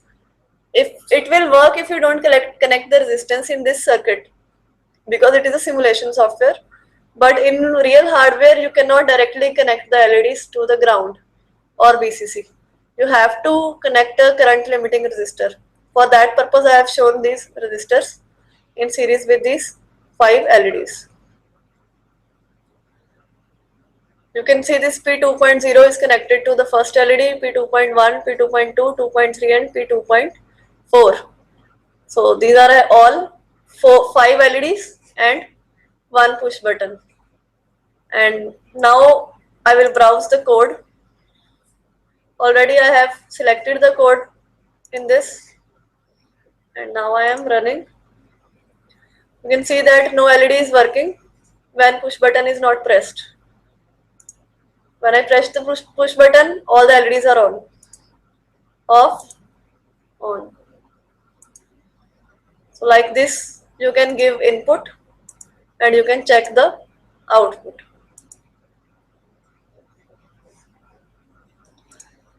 Now let us have a look at the program of this simulation.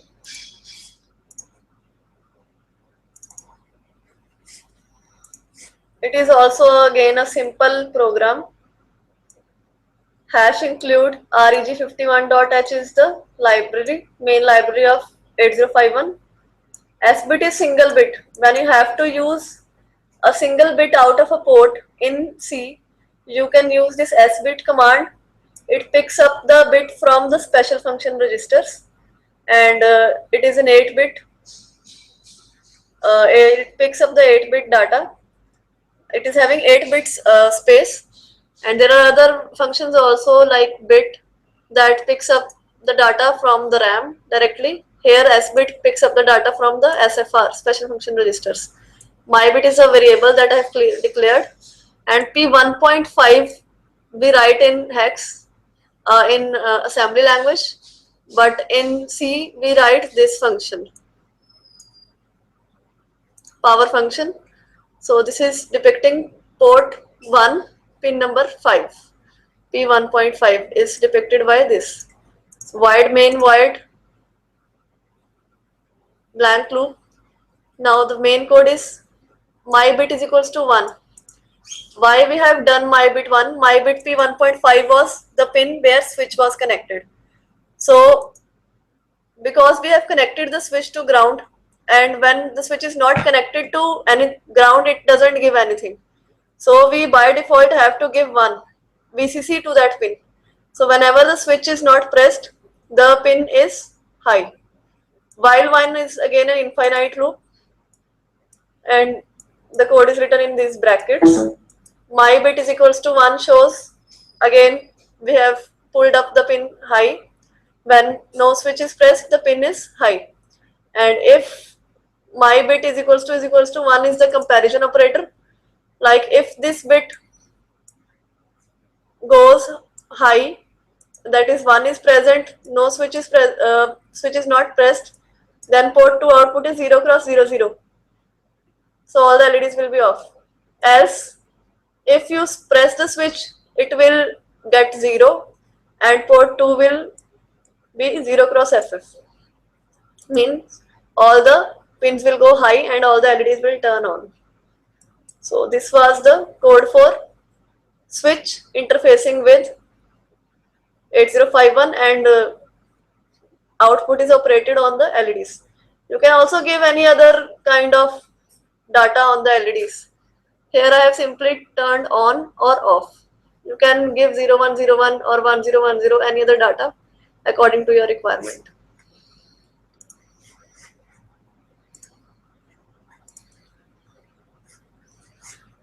After this, we move on to another code of Proteus.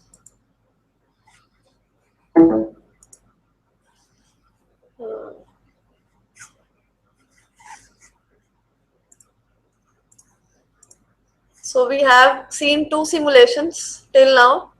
One was simple LED interfacing, LED blinking, and next was one switch with LED interfacing and 8051.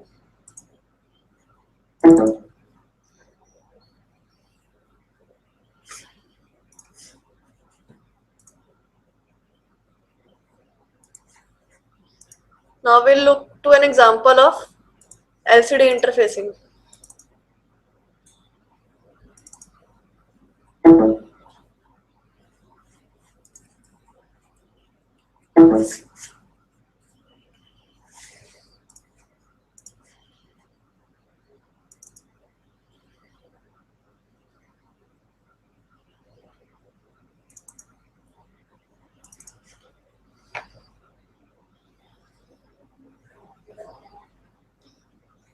Here you can see that again we have 80C51 microcontroller. We are having crystal oscillator, capacitors.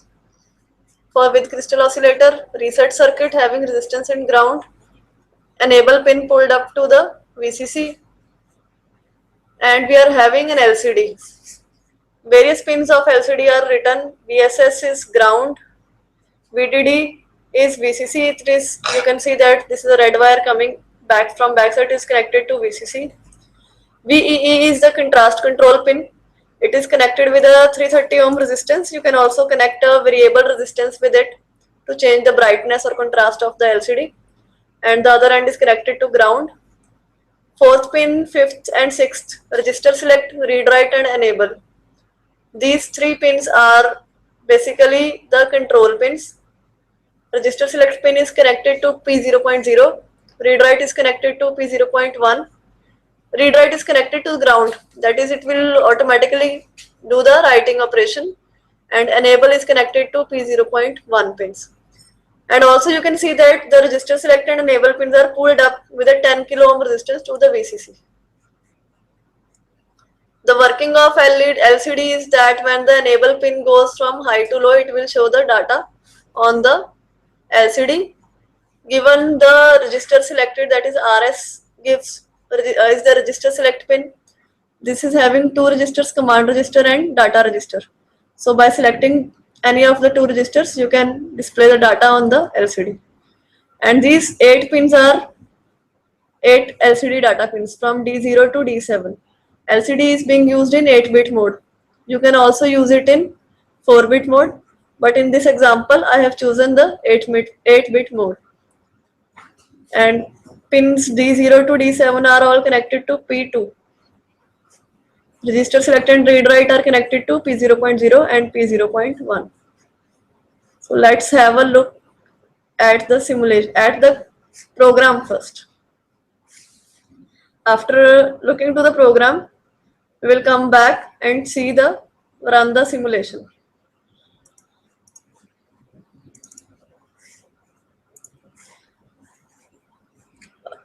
This is the code for LCD. Hash include reg51.h is the command for 8051 microcontroller. Hash include lcd.h. Here I have used a header file for LCD.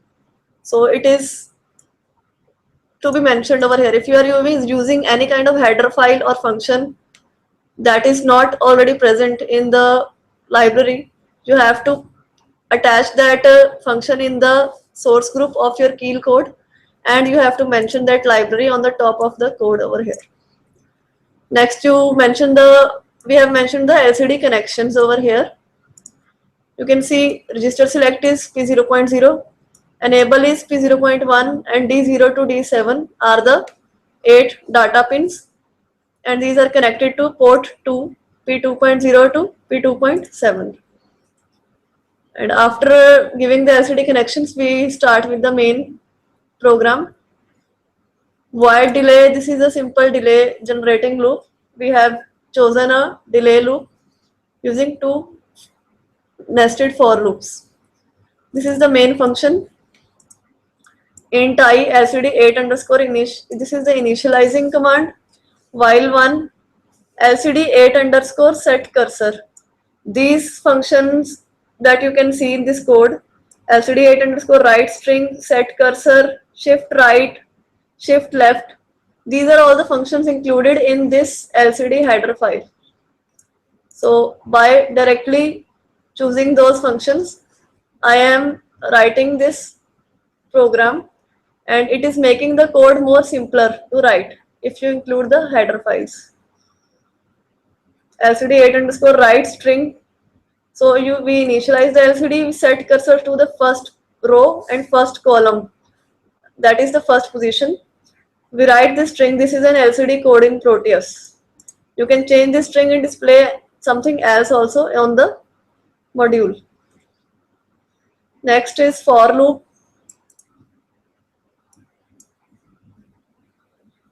Delay 1000 means 1 second delay. First of all, we shift the data left side. Then we again display it and shift the data to the right side. And then we clear the LCD and give a delay of 3 seconds, and then the code will start repeating again. So this is basically a code to display this string. This is an LCD code in Proteus on the LCD in Proteus. And it will automatically shift the data left first and then shift the data right. Now let us run this code. Now you can see that LCD is displaying the data string that we have entered. This is an LCD code in Proteus. We have shifted the data to left and right because the LCD used is 2x16 LCD, and the number of characters in the string was more as compared to the number of columns present in the LCD. For that purpose, we have shifted the data left and right to show the entire message. You can also connect some reset switch over here, and when you press the reset switch, the code will start working again from starting. So this was a 2x16 LCD code.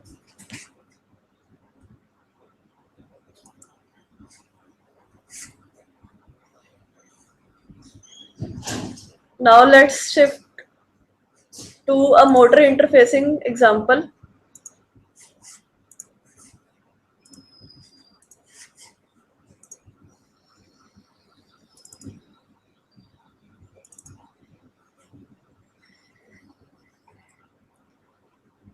This is somewhat complicated in terms of circuit because we have used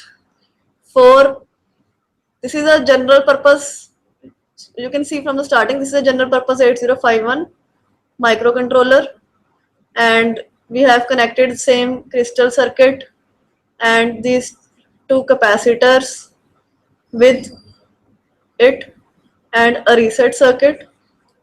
Enable is pulled up to VCC, and we are connecting three switches, switch 1, switch 2 and switch 3 with port 1, P1.0 with switch 1, P1.1 with switch 2 and P1.2 with switch 3. So you can just make any connection. These are SPST switches, single pole, single throw. So from where do we find these switches? Let me show you. In the components mode, you can go to this switches and relays. In this you can see the subcategories. We are having keypads, we are having the relays, specific relays and switches. So we choose switches. Under switch also you are having various SPST. This is a push button type switch. SPST means single pole, single throw.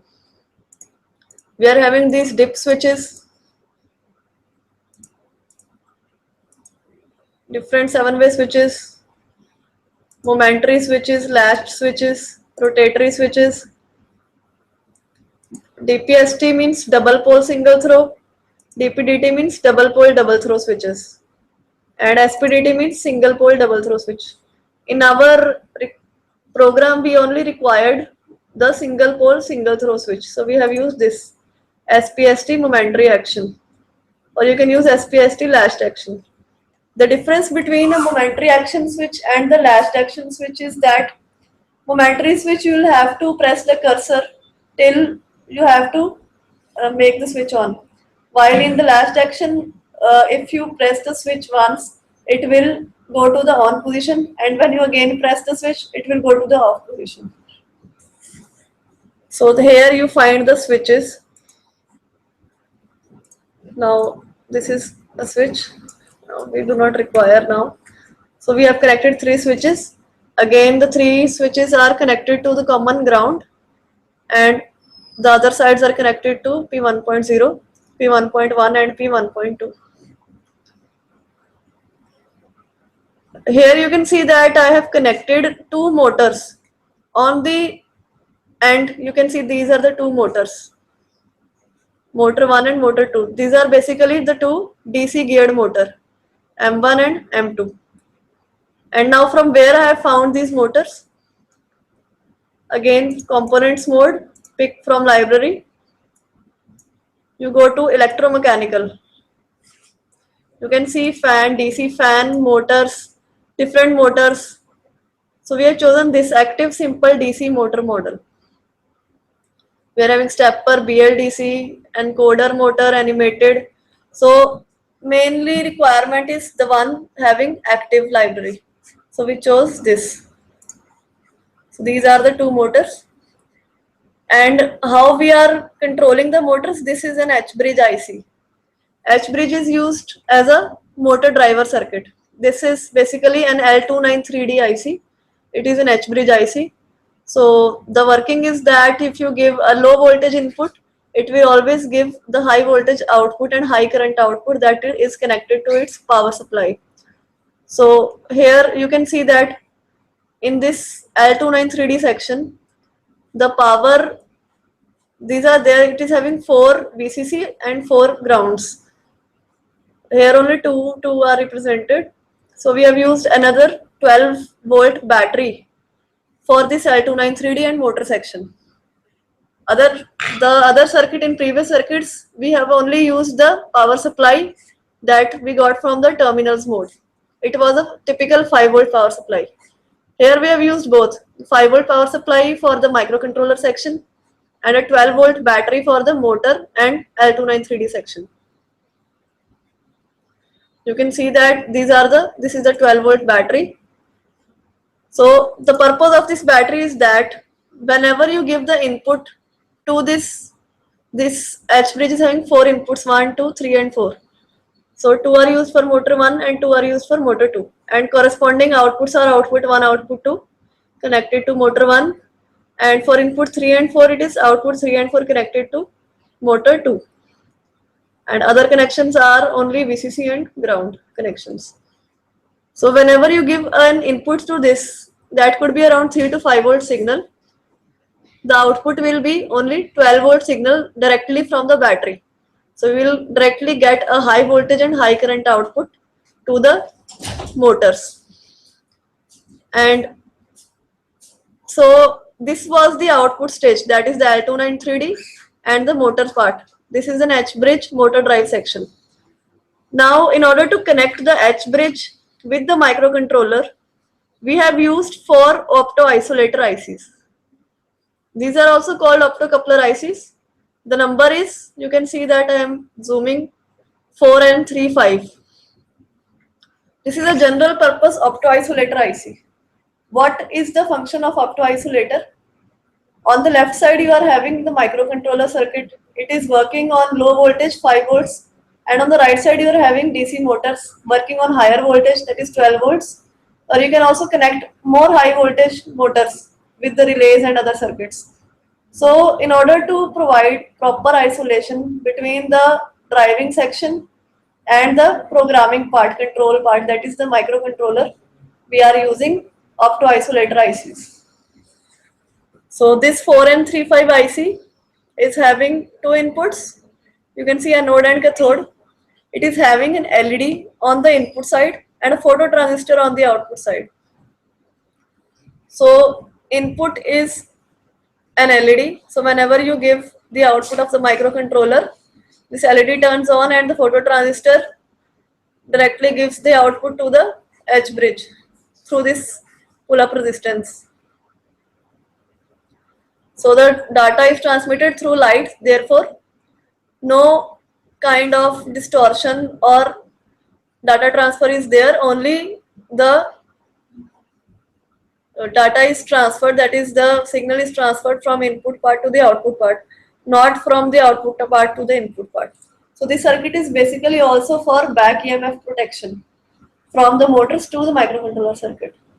Otherwise, if you are having a back EMF, it will go to the microcontroller pins and it will deteriorate your circuit and it will damage the microcontroller. So in order to protect such kind of damage, we have used this 4 opto-isolators, 4N35. You can see more details on its data sheet. And now these 4 inputs are given through this port 0 pin.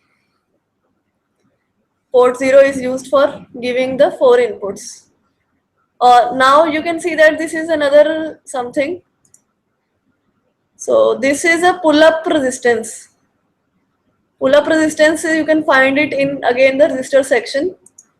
This is used whenever you use port 0 as an output. So whenever port 0 is used as an output, it will generate it will use pull-up resistance. In Proteus, you can also wire using this circuit, but when you are practically implementing this circuit in hardware, you will have to use this pull-up resistance, or SIP is also another name, single in line package. SIP resistor is also another name for this resistance. The common pin is pulled up to VCC and other pins are connected to the input pins of opto-isolator and output of the port 0 of microcontroller 8051. So I have already browsed the code in this microcontroller. Let us run the simulation. You can see that motors are not working right now, they are stopped.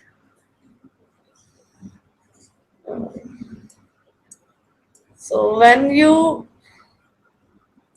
switch on the first, motor starts turning. You can see motors are rotating in clockwise direction. And when you switch off it, again they are working. Now when you switch on the second switch, the direction of motors have changed. You can see there now motors are rotating in the opposite direction. And now I am turning off the switch, and the last switch is to stop the motors. So we are having 3 switches. First, to rotate the motors in, first to rotate the motors in clockwise direction. Second switch to rotate the motors in anti-clockwise direction. And third switch to stop the motor.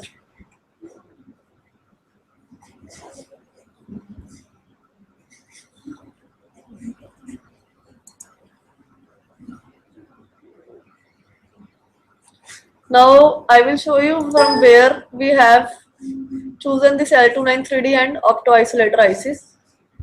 Let's stop the simulation. Pick component. You can write L293D on the top, and it already shows under the analog ICs category. It is a push-pull 4-channel driver with diodes. You can see the schematic model on the right side and its PCB preview on the bottom. And for finding opto isolator 4N35, again it is showing under optoelectronics 4N35. 6-pin dip opto isolator transistor output. Like this, you can find any component from the library by just typing the keyword on the top. Let's have a short look at the code.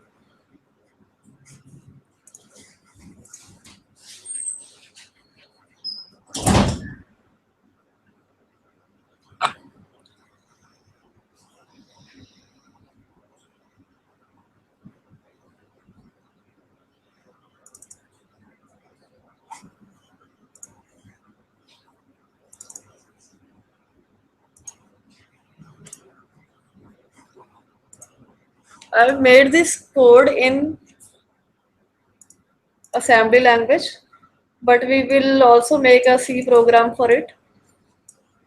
Like this is having origin, port 0 is 0 FFH.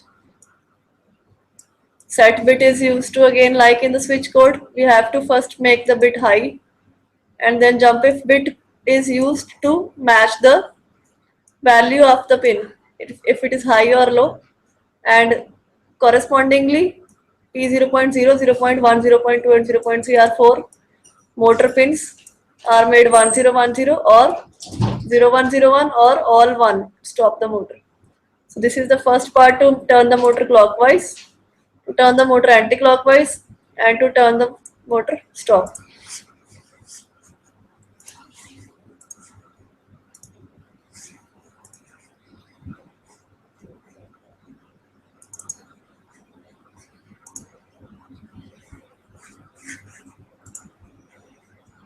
So we have seen 4 simulation circuits, of microcontroller and 1 of basic electronics typified timer. We have covered 8051 interfacing with LED, and 8051 interfacing with switch and LED, 8051 interfacing with LCD, and 8051 interfacing with motors and H-bridge circuit and opto isolators. So I think that you have now gained some knowledge regarding the use of Proteus software and how to run 8051 codes and circuits on this Proteus software in embedded C language as well as in assembly language.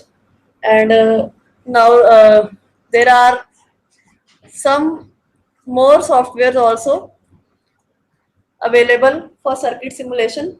We have used Proteus software for circuit simulation. These are some other companies that are producing the circuit simulation software. These are ngSpice, GNU CAP, Circuit Logics, LTS Spice, Multisim, TopSpice, MaxSpice, and PSpice.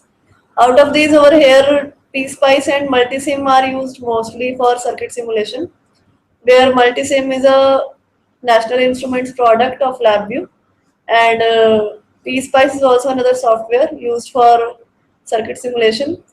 In Proteus software, we have seen that the simulation part is quite easy because it is having a versatile library and it is having a lot of easy tools to use the toolbars of the command and component mode.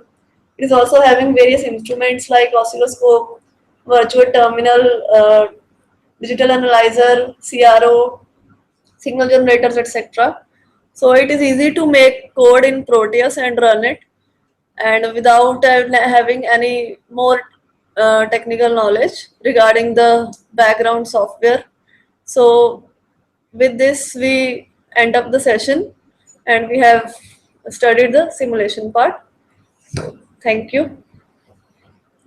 Yes, any question, any centers have any question, feedback? Yes, from Darwin. Hello. Hello. Yes, sir, continue, we can hear you. Hello. Yes, you can ask. Ma'am, the software is for open source or having any license for installation for do all this task? This is not an open source software. It is having the license key, but you generally get this software online, and you from torrent you can download this software with the license key. So Ma'am, you can use it this, for any hardware and software simulation. Yes. basically this software is for the electrical circuit design, or basically we are using for the computational part? Both. It is having a versatile library, so a lot of components are present in it related to the computer science usage, and all the microprocessor ICs and FPGAs are also present in the more advanced libraries. It is having electrical components also and electronics components also. Okay. It depends. Thank you, ma'am. Yeah, it depends on the application. Any more queries? Yes, at SRM college.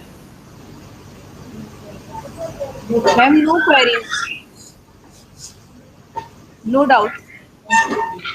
Thank you.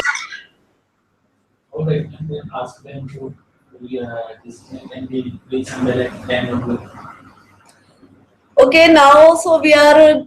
You can disconnect your computers now, and we will meet tomorrow morning at 10 a.m. Thank you.